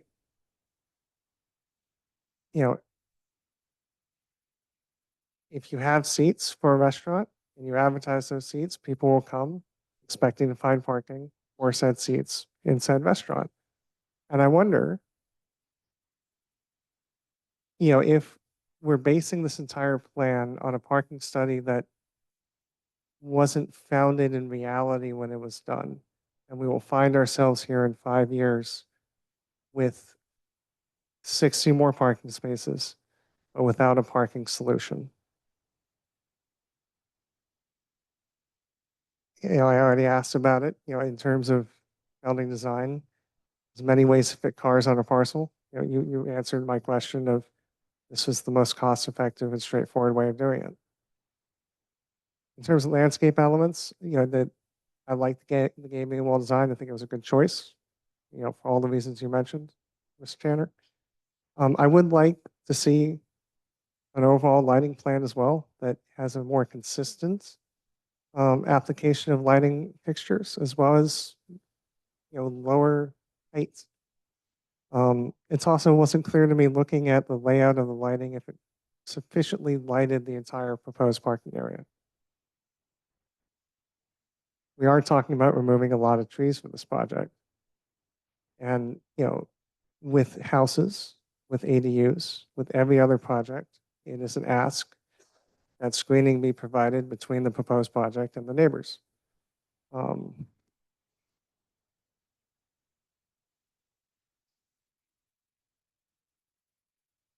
Yeah, those are my comments at the moment.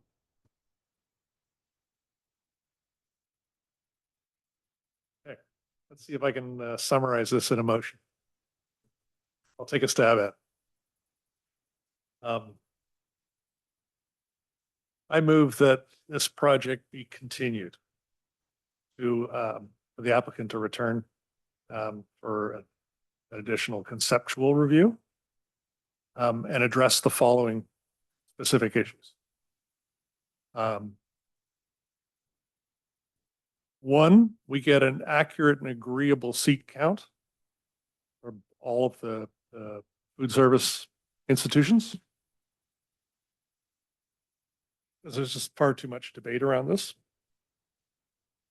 That in turn translates to an agreed upon parking spot expansion requirement.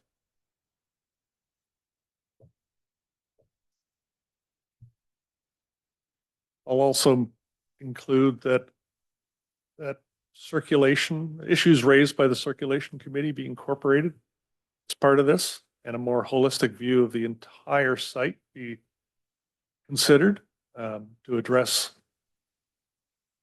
safe and efficient passing of equestrians, pedestrians, bicycles, either through and in addition to around the site. So that would include Kenyatta Road and Woodside Road. Third item would be an exploration of adjustment to the proposed location of the parking to see if there's a solution that would allow more of the existing easement to be preserved on the creek side of the property.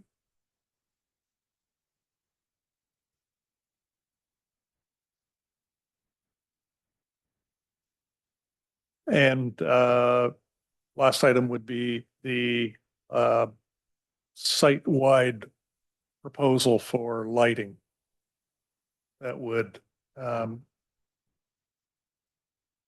manage the light emission from the site, but also perhaps address some of the security issues of the site.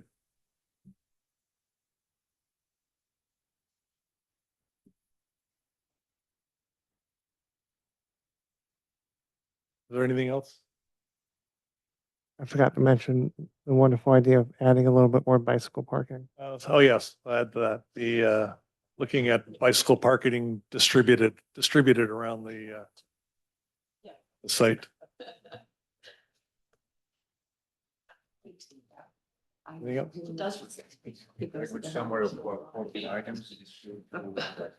Okay. Is that the cohesive enough motion? Yes, no, it's very clear. I appreciate that. I'll just note that the town staff, well, pending the vote, after the vote, will, if this passes, will consult with the town attorney's office, given the timelines in which the town has to take action on this project, and we'll report back to the ASRB. Okay. Good. Is there a second? I second. Chair Lindsay, Yes. Member Middleman, Yes. Member Taft, Vice Chair Kamara, and Member Delgado are noted absent. Good. Thank you. Thank you, everyone. We moving on to And excuse me, just everyone, if you could take your conversations outside, we have excuse me, everyone? We have a very packed agenda that we still need to get through. If you could take your conversations outside, we'd appreciate it.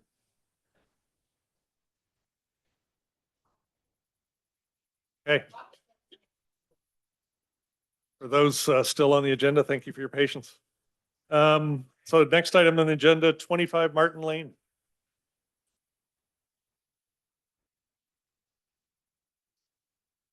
Alrighty, let me just pull up my screen.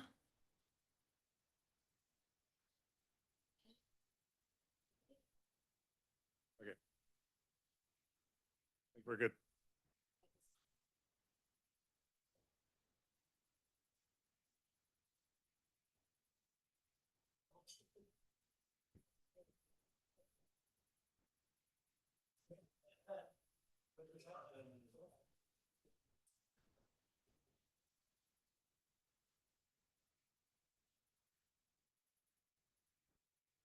Alrighty, thank you for your patience, for the applicants who are online. Hello and thank you. I'm Melanie Olson, Associate Planner, and I'll be introducing the project at 25 Martin Lane for formal design review with the ASRB. The project includes the partial demolition and up to a complete rebuild of an existing one-story single-family residence, attached garage, and a shed to construct an addition and remodel to the rear of the main residence, a new attached garage, and relocation of the driveway and attached ADU to the northern side of the property. It also includes other site improvements such as landscaping, fencing, and a new 4-foot, that includes a new 4-foot fence at the front of the property with a pedestrian gate. The project came before the ASRB on October 2nd, 2023 for conceptual design review. There is one desk item for this agenda item. It is from an email from the adjacent neighbor to the north of the proposed project discussing concerns related to tree safety and noise prevention. The property is about 14,000 square feet and is in the R1 zoning district. It is located on Martin Lane off of Woodside Road, which is a designated scenic corridor. The property has an existing single-story main residence, attached garage, and a shed on a relatively flat lot with no easements. The existing main residence has a legal non-conforming front setback of approximately 24.5 feet from the property line, where typically the front setback for this zone district is 30 feet. And it is to be noted that the proposed project is maintaining this non-conforming legal front setback.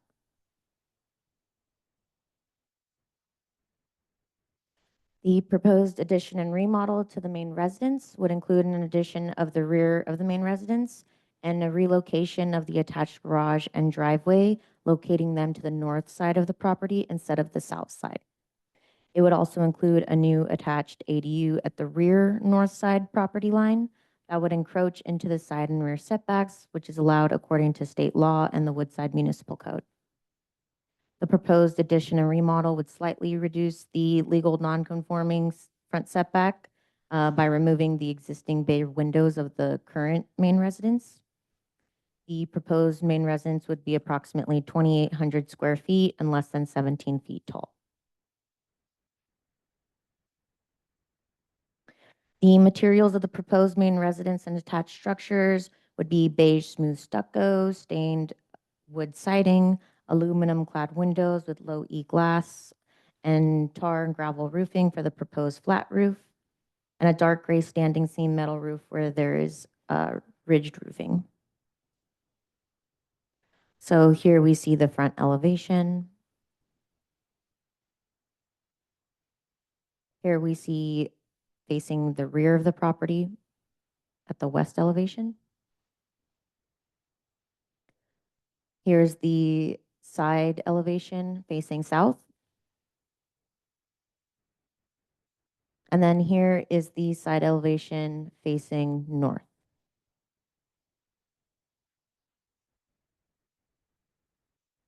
In regard to the ASRB recommendations, the applicant is currently not proposing to remove any significant trees at this time and has provided a tree protection plan for the trees that are on and adjacent to the property.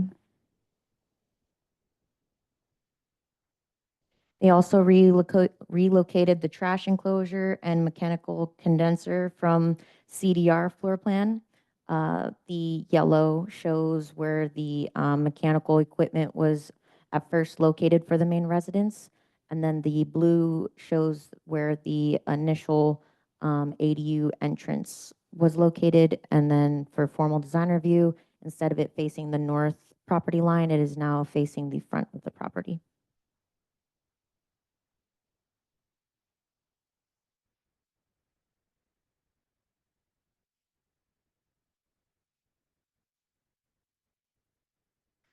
They also reduced glazing on the north side of the ADU, and they're intending to plant hedges along that north property line next to the ADU to provide more privacy to the adjacent neighbor. So here is the conceptual design review elevation of that north side property line, showing the windows with the gables. That's where the ADU is being proposed. And then here's the formal design review, removing the windows, and then the windows they are proposing will be blocked by the 6-foot tall perimeter fence on the northern side of the property.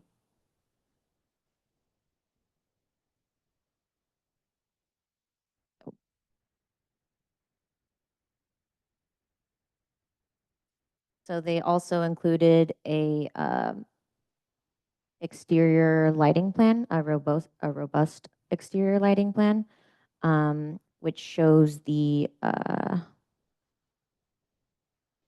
bollards, I guess. Yeah, here we go. So the bollards, which kind of are the path lighting for the project, they're shown in orange highlight. The wall sconces are shown in the pink highlight, which are adjacent to the, or that are on the proposed project, the main residence. And then as well as security cameras with floodlights shown in green. Very few of those. The staff has recommended removing some of the bollard lights, especially that are shown more in the landscape as opposed to path lighting, to reduce light emissions, and then to also remove some at the driveway since there's already a significant amount of lighting attached to the building shown on the driveway. So that's something that the ASRB can consider. That concludes my presentation. The property owners and the applicant are available online, but I am happy to answer any questions. Thank you. Thank you, Melanie. So my two fellow members were not yet serving on this board a year ago when we first did the conceptual review of this, so I was here. So I'll let them sort of drive a lot of the questions and discussion with the applicant. But the focus for the formal review is really on how the applicant addressed the feedback from concept. That is correct. Do you have that summarized anywhere? I know it's in your staff report. Yes. I mean, I tried to incorporate it into the presentation, but I can pull them up if that would be helpful. Let me ask it in a different way. Is there anything that they have not addressed from the previous review? No, they addressed each of the items. Okay. So no other questions for Melanie? Nope. Okay. Does the applicant wish to speak on anything regarding this revised proposal for this formal review?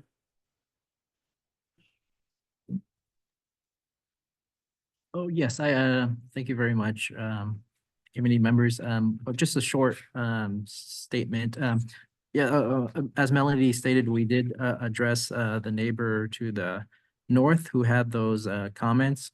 We moved all the mechanical equipment to the south, relocated the entry door to the ADU to the front, away from that property line.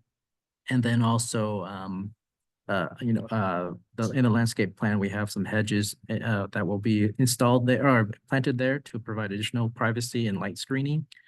And then there was also issues of trees and them potentially falling during construction and their health. So there was an arborist report that was procured with construction procedures like hand dug foundations near the ADU for the roots, and then also root protection for any roots more than 2 inches in diameter, and similar procedures to accommodate those trees during construction and afterwards. And I believe that's all the comments. Please correct me if I'm wrong, Melody. No, that's correct. Does anyone on the board have questions for the applicant? Just to confirm my understanding that this property is not on septic. It's not an issue. Yes, that's correct. Thank you. Okay. Other questions?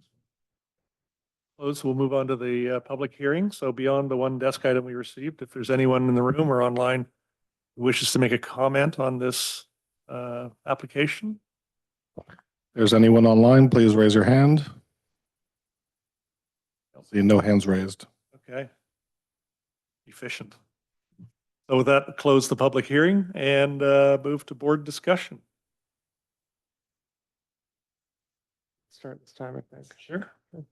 I'm happy to hear that the applicant was responsive to neighbors and that the neighbors' issues were addressed. I would like to commend them for that. Site planning, it looks like a great layout, and I do appreciate the changes to the ADU and the mechanical room.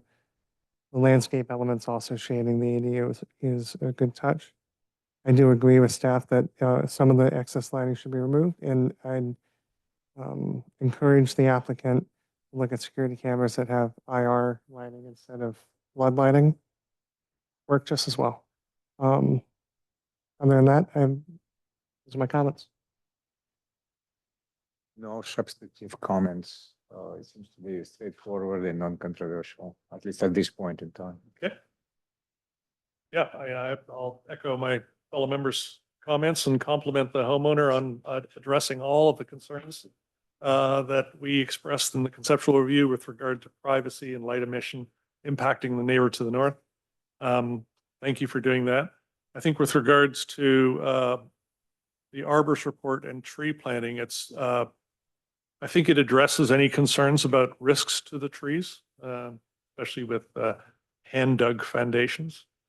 Comes at a cost, but it's worth it to preserve trees. As it pertains to your question regarding lighting, landscape lighting, I tend to agree with staff that I think there is a large number of landscape bollard lights in the landscape that could probably be revised and downsized. But other than that, I think this is a great example of how all of the feedback given at conceptual review has been incorporated completely in the formal review and have no issues. So with that, I would move to approve this project. And just to clarify, that would be with the conditions stated in the staff report. Yes. Second. I'll second that. Chair Lindsay, Yes. Member Middleman, Yes. Member Taft, Yes. Vice Chair Kamra, and Member Delgavio noted absent. Great. Done. Thank you. Great. And for the applicant, we'll send you a letter within the next couple of days. Good luck with your project. Thank you very much. Now the fun begins. Sorry, Right. Julie, still not having me as a panelist. Could you please send the re-invitation real quick? Thank you.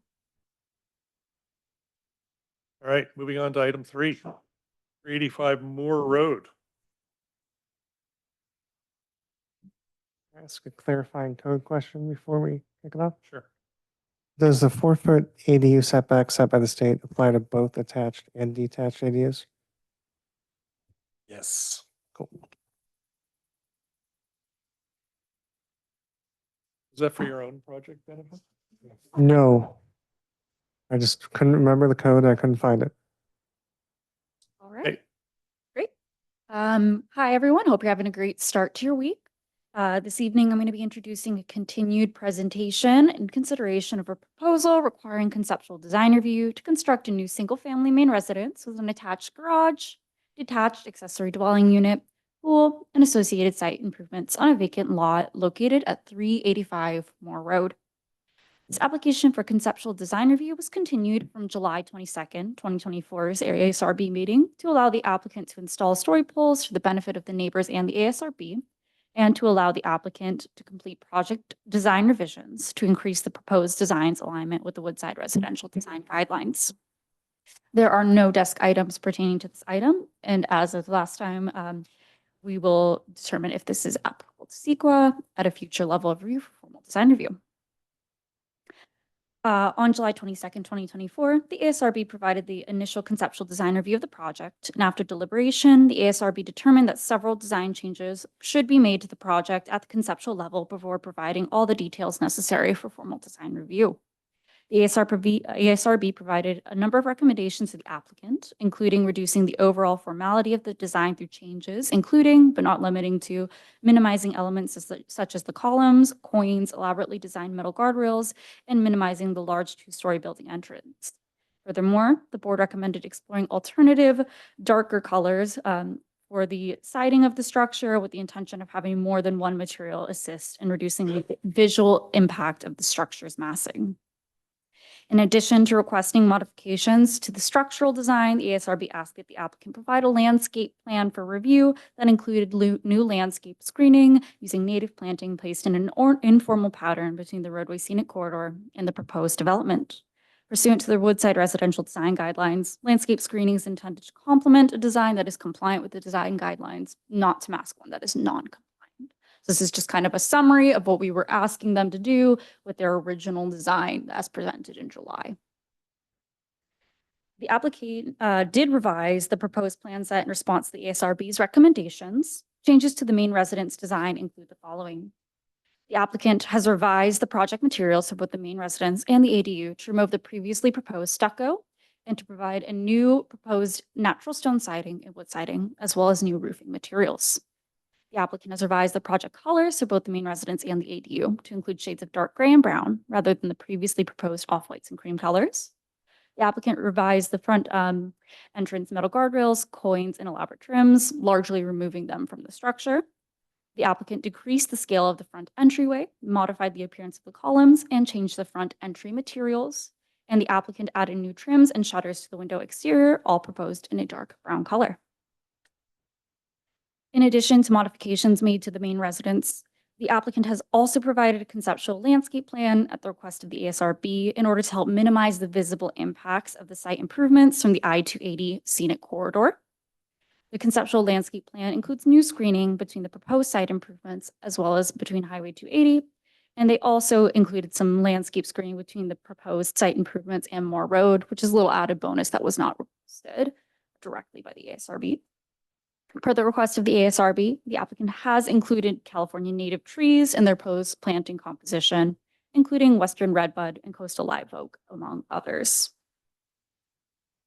The applicant has provided an updated materials palette, including natural stone siding, wood siding, and metal seam roofing.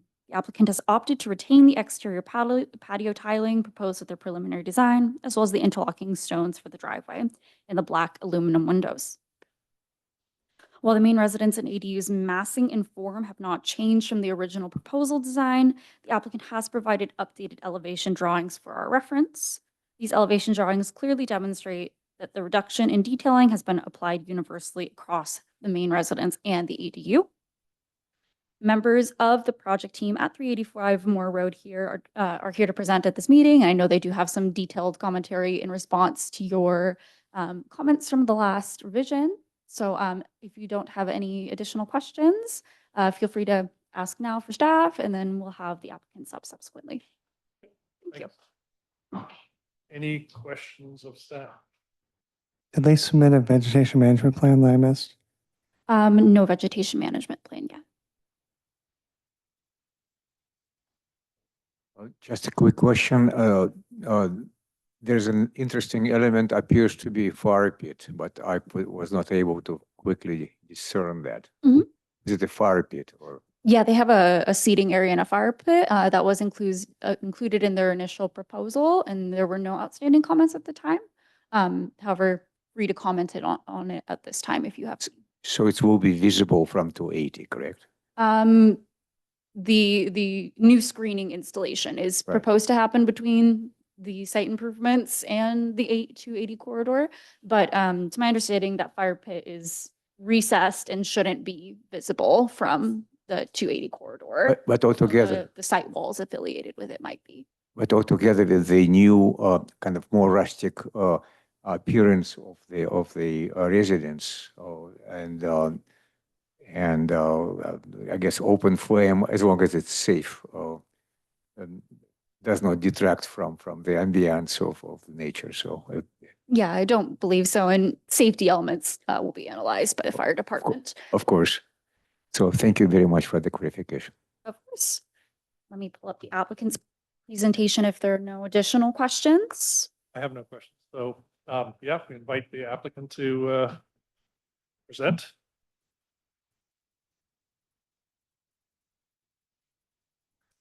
Good evening, Commissioners. I know it's been a long day for you, and we have another application waiting right after us. So thank you so much for the feedback at the last presentation.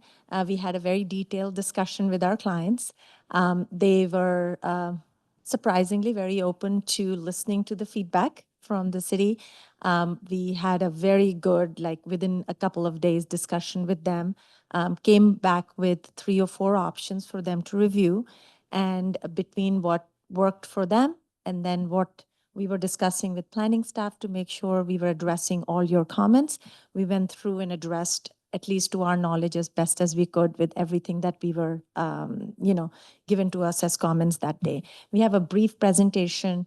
If we can go through it, just some few things that we thought would be extra helpful that we did. So we'll just go through it.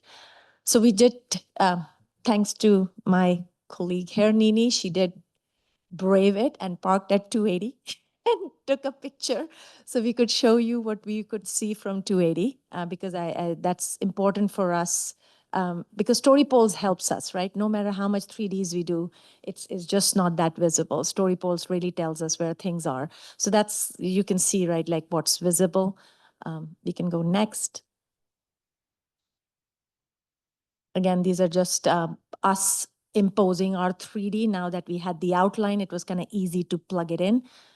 So we just wanted to show what it's going to look like from here. As you can see that it's like kind of, you see the hillside and then the house. So you definitely don't see the pool and any of that stuff from this end. I'll just go kind of through this, and then if you guys have questions, we can come back.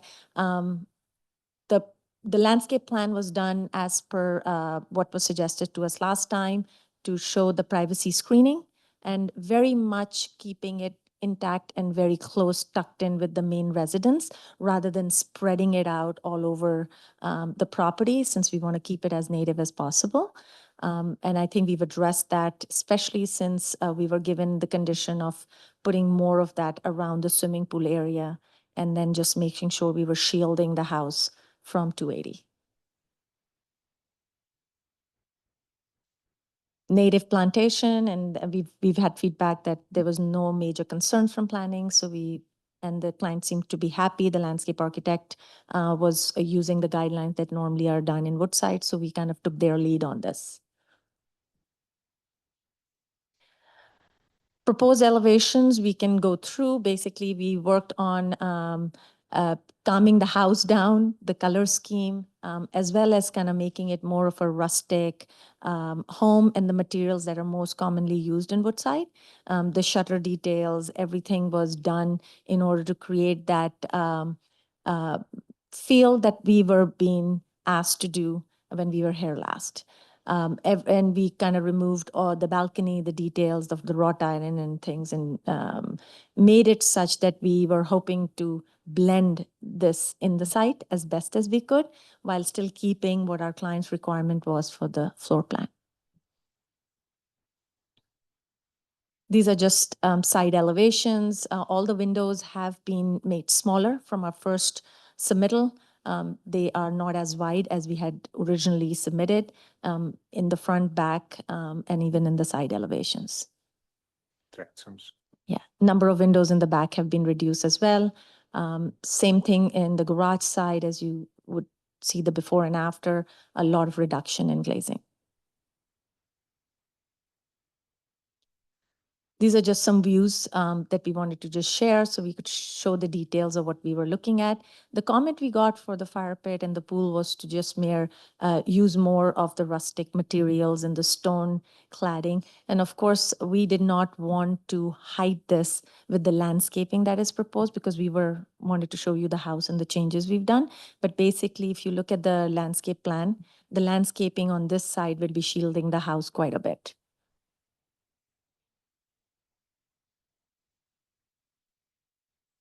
We did take a view from the cul-de-sac or kind of the private road just to show what we were able to see from this end, and we try to superimpose our building in there.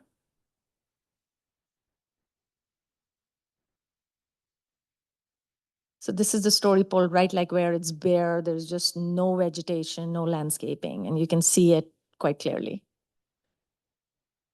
This is us doing our best to impose our building in the plans. And then the next slide, we did show like once our landscape screening is up, which is going to be very easy since the street is up and the house is down, that we should be able to block this completely. I believe we just wanted to keep it very simple. We thought that we have gone through and addressed each and every comment, worked with planning staff, and they were super helpful. Thank you so much for bringing it back so fast for our clients. That was very important, and we wanted to make sure that we were not rushing through the details, but still made it back in time so that we can keep this process going. But we are here to answer any questions you have. Thank you. Thank you. Any questions?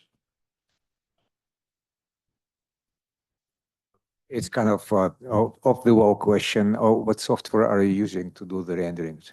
So we use multiple softwares. We're using Revit, and then we use Lumion, and then we use 3D Max and Photoshop. So we are mixing and matching as much as we can just to kind of get the right.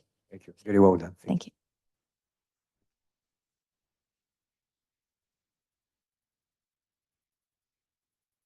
I'll start again. We can double check if there's anybody from the public who want to speak on this. Is there anyone online that would like to speak on this? If so, raise your hand. Sure. No hands online, but yeah, there you go. I don't have any questions. Ramona? Thank you for the story polls. Oh, wait. Once again, they prove immensely helpful in understanding how the home sits in the land, visibility from 280. I'm curious if that's prompted any feedback from surrounding neighbors. Yes. Okay. I think the visibility from 280, I think the change in the color palette goes a long way to help the home sort of blend into the surrounding forest. So I think that's been a good change, but I am curious because it is a substantial change in direction aesthetically. So is your client happy with the new direction? They're content. And For them, it's important because of their family and parents aging to move the process fast. It was very important to keep the floor plan as it is because that's important for their parents. But they are content. I mean, I don't think they would be spending this kind of money if they weren't happy with this direction. We did show them quite a few options, and they seem to be very comfortable with this route. okay, good. Thank you. Well, I think I'll speak from the board's perspective. We're content. Good from that perspective, but I have no other questions. And there's no comments online, no one not. No hands raised online. Yeah. Okay. Good. Then I think this one's pretty straightforward. I think we move this to staff for formal review. Oh, wait. Oh, You want my comments? Oh, Yeah, sorry. you said you had questions, so that's why. no, you had it. Okay, go ahead. Sorry, I was gonna say, I also, watching the clock. your game tonight. No, I just also want to say thank you for putting up the story polls. I came from the site to come to this meeting and it definitely helped. I do like the proposed screening as well, and I do commend the applicant and the clients for going back to the drawing board and rethinking the aesthetics. So thank you. I would ask that you do try and reach out to the neighbors to see if they have any comments before you start digging into the ground, though. Oh, okay, great. Now I'm done. Okay. So move to formal review and move to staff. Sure, yeah, and we'll just clarify that this project may need a grading exception, so it just would not have to come back to ASRB, but for formal could go straight to Planning Commission if that's necessary. If it's not, it would just be reviewed by staff. Okay. Second? Second, Chair Lindsay, Yes. Member Middleman, yes. Member Taft, Yes. Vice Chair Kamra, and Member Delgavio noted absent. Great. Thank you. Good luck. I hope it goes fast. All right. Finally, the last item on the agenda is 88 Tom Sudden Way. Sudden or Sudan? Sudan, I believe. Sudan? Don't know. Stuck with me again. Hi. Okay. So second project I'm introducing for you all tonight is conceptual design review for a proposed project at 88 Tom Sudden Way. This project includes the demolition of an existing single-family residence, stable, and shed to construct a new two-story single-family home with a basement, attached garage, detached accessory dwelling unit, pool, and other site improvements. I haven't received any desk items pertaining to this agenda item.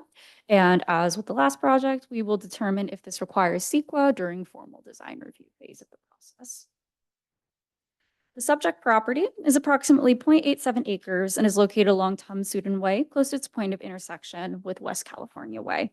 The site has variable elevations and slopes upward from Tom Sudden Way at an elevation of approximately 700 feet in the front to the rear property line with an elevation of approximately 750 feet. The subject lot was created via lot merger in 2021, which combined lots 18, 19, 20, 21, and 22 in Block 602 of the Highland of Emerald Hills Lake subdivision size into a single lot. The provided preliminary title report and topographic survey do not identify any easements on this property. Site includes an existing single-family residence located within close proximity to the north and west property lines. In addition to an existing main residence, the site also contains an existing stable and shed. All existing structures are scoped for demolition to accommodate the new site design. The site is currently accessible by an existing driveway along Tom Sudden Way. The proposed main residence is a two-story single-family home with a basement and an attached garage. The proposed main residence would be located towards the north and west property lines near the general location of the existing residence. The main residence would be accessed from the existing driveway entrance, which is on the southwest property line along Tom Sudden Way. The main residence has a relatively flat, variable roof lines between the 1 and 2 story portions of the home to minimize the massing of the building. The main residence includes simple modern forms and low pitch roofs. Pursuant to Woodside Residential Design Guideline Section 3.3D4, the placement and size of windows and skylight should be designed to prevent off-site glare as seen from adjacent properties, the roadway, and distant views. The proposed main residence includes 2-story glass wall elements on the main house frontage and high windows with substantial glazing on the side elevations. The subject site's uphill location creates visibility concerns for downhill properties and beyond. Therefore, the ASRB should discuss preferred methods to reduce potential light emission impacts associated with the project's design. Potential design tactics that could help reduce the impacts of glazing on adjacent properties and beyond include reduction in the amount of glazing associated with the design, utilization of low E-glass, and installation of informally placed landscape screening, which should be used to complement a main residence that is compliant with the residential design guidelines. While floor area calculations are not required during conceptual design review, the applicant has provided preliminary floor area calculations. Proposed main residence is approximately 3,557 square feet, accounting for the garage size exception, and the project will therefore need a maximum main residence size exception during a formal design review. The proposed main residence is approximately 22.7 feet tall, and it is therefore compliant with the main residence height maximum for the R1 zoning designation. In addition to the main residence, the project proposal includes a detached accessory dwelling unit, which would be located east of the main residence, adjacent to the pool and associated pool decks. The accessory dwelling unit is compliant with the maximum heights, plate heights, setbacks, and maximum floor area requirements of accessory structures within the R1 zoning designation. The proposed materials are consistent between the main residence and the detached accessory dwelling unit. The applicant is proposing materials including composite wood siding, smooth finish stucco, steel cable railings, composite wood fascia, aluminum windows, and wood siding. The project renderings provide a proposed color palette that include a variety of neutral tone colors, primarily in shades of gray, brown, and black. The applicant has proposed removal of 9 trees to accommodate the project design, with 8 of the trees proposed for removal meeting the definition of significant trees pursuant to Woodside Municipal Code Section 153.005 due to their size and species. The applicant has proposed removal of a 32-inch oak tree southeast of the proposed ADU, although it appears that this tree does not fall within or directly adjacent to the footprint of the proposed development. Prior to submitting for FDR, the applicant shall clarify their reasoning for the removal of the oak tree with a goal of maintaining as many healthy, non-hazardous mature trees on site as possible.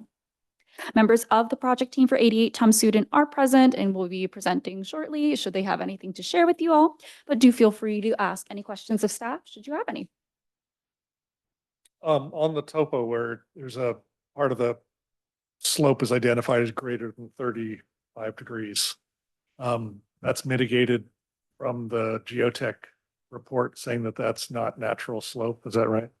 Yes, there will be some exhibits that are required to confirm that that is a man-made slope. However, as per town practice historically, if the applicant can prove that this is a man-made slope, then it would be permissible to construct in that location. All right.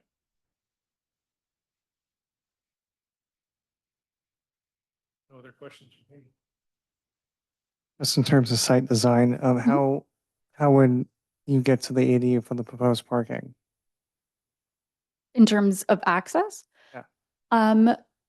I suppose that'd be a question for the applicant in terms of how they're My planning to do apologies. site circulation. However, they have met the parking minimum associated with the ADU. So they have sufficiently proven that there is adequate parking on property. Although I believe that they do have a connector over this patio deck here adjacent to the pool. I see.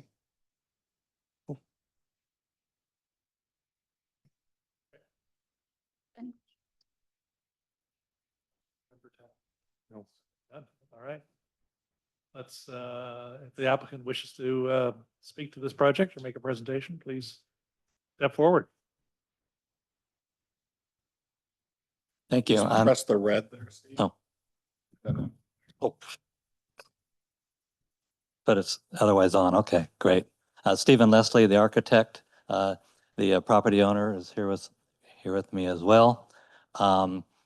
Just to answer, so the slope, the portion of the slope that is into the area that's over 35% that we're building into is man-made. We do have a letter from the soils engineer stating that it is.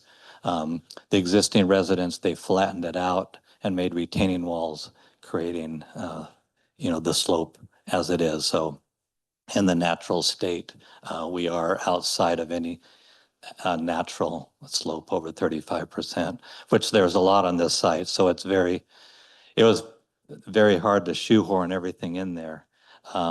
One of the big challenges of this project was also the septic, because we had to reduce bedrooms, bedrooms because the septic can only, with the leach fields, has to be outside the 35%. So that was a kind of a tricky situation to try to mitigate through as well. But the parking for the ADU, yes, there is, we have the parking that's required, and there's a walkway that goes around over, past the pool area. And then the ADU is 3 feet higher than the house. So there's just steps that will go up there. If there are any other questions, I can answer them. How many bedrooms do you have to lose to accommodate the septic system? There are 4 total, so 3 in the main house and then 1 in the ADU. Right, but you said you had to shrink the plans? Pardon? Did I mishear you? I thought you said you had to drop the bedroom counts because of septic. Well, ideally, they wanted 4 bedrooms in the main house and 2 bedrooms in the ADU. We legally could have done that, but the septic kind of made us reduce the project. At least bedroom sizes, or amounts, not size, but the amount. Thank you. But they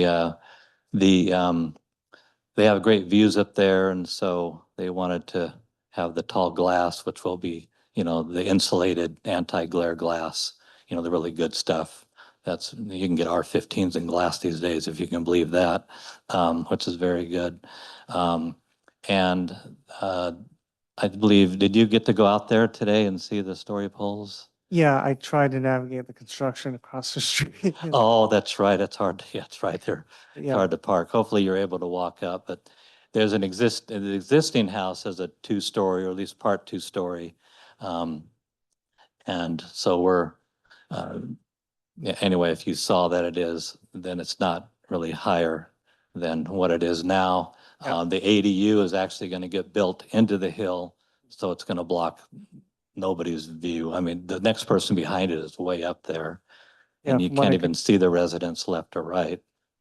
What I could tell is basically the height of the previous household. Yeah, great. One question I had out of curiosity, in the previous house's siding is much closer to the edge of the property line, correct? Yeah, they're actually over the setback line. Got it. And some of the retaining wall is into the neighbor's property. So we got a letter we were required to get a letter from the neighbor saying that, it's okay to have access, because we're gonna have to access a little bit into their property just to do the demo. And so, yeah, the current existing house and retaining wall are outside property line and setback. So, yeah, we shifted a bit. Then I think I had the open question that was brought up by staff about why the trees are being removed on the other side of the property.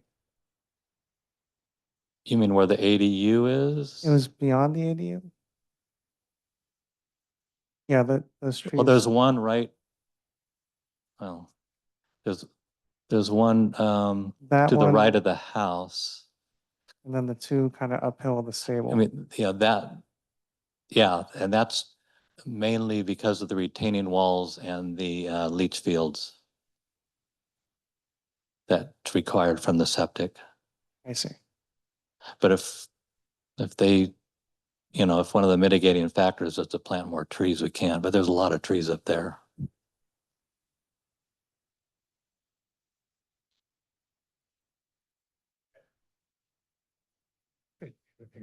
It appears to be straightforward, and the question I had about setbacks, David already asked that.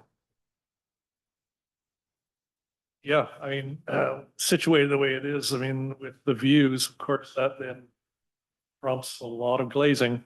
And I think, Jillian mentioned in her report that light emission is a real concern. So anything that we done to mitigate that, I think is important. Okay, Because otherwise you risk creating a beacon on the hill at night. yeah, I don't think it impacts the neighbors across the road because the elevation quite a bit lower. yes. They're not impacted, but Yeah, it seems to be Thinking about- alone on the hill. on the opposite side, yeah. Yes. But other than that, I mean, I have no specific feedback on the style. I think it's fine, suitable. Septic is what it is. Yeah, I know. Have to deal with it. Yeah, I have no other questions. Great, thank you. Yeah. Guess we can open up for public Yes. comment, public hearing. Do we have anyone in the public who, in the room who wishes to comment? No? Still having a fair number of people online. Yeah. So anyone online would like to speak, please virtually raise your hand.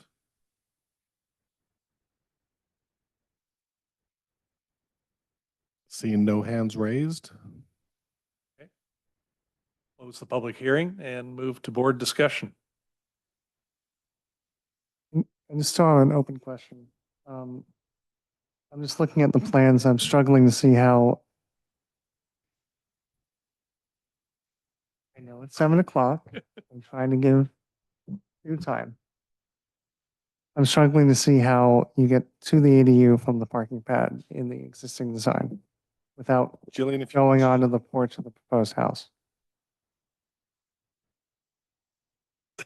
I was just gonna say, maybe showing the front rendering, but yes, you're correct. It would go on that porch around. Okay.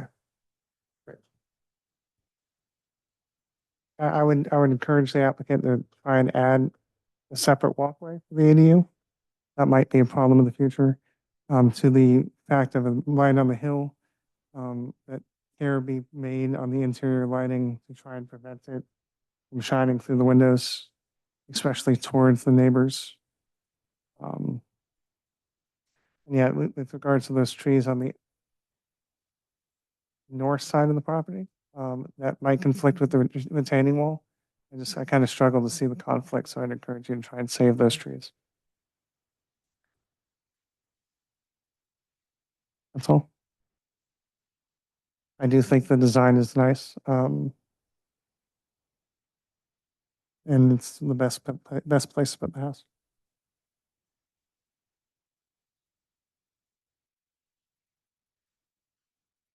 Any comments, Member Tao?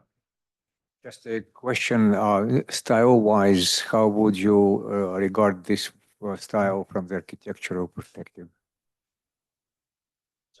The style or the architecture style of the house, what would you call it from the architectural perspective? Style of the house, what would you call it? Hopefully this is on. Sorry, the owner here. Thank you for taking the time tonight.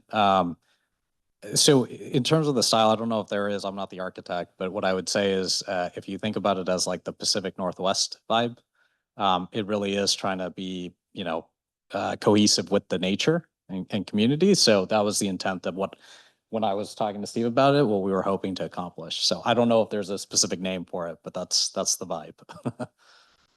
Thank you. Thank you. What you described kind of meets my understanding of how I would describe it as well. Yes. Yeah. Thank you. Yeah. Modern minimalist with great views. That's why he's the architect.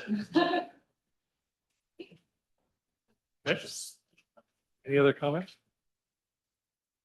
You look like you're gonna kill me if I make another comment. Oh, I just now learned.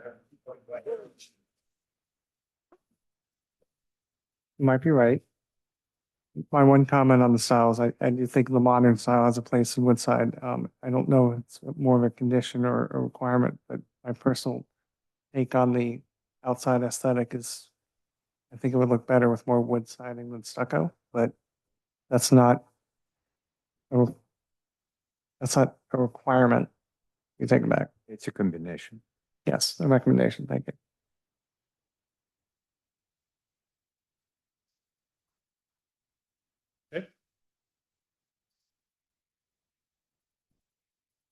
Yeah, in terms of, yeah, I think in terms of the style perspective, satisfies our guidelines. I think material selection is good.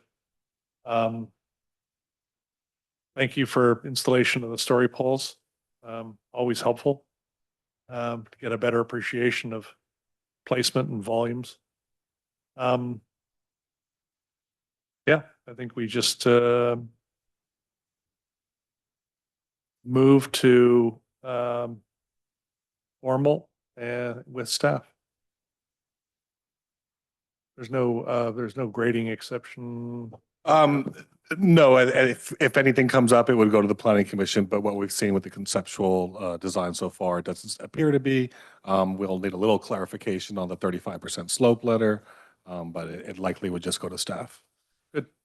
All right. Do we have a second? Second. Chair Lindsay, Yes. Member Middleman, Yes. Member Taft, Yes. Vice Chair Kamra, and Member Delgavio noted absent. Good. Congratulations. Thank you for your patience. No director report. No, I have nothing to add. on this Meeting side. minutes?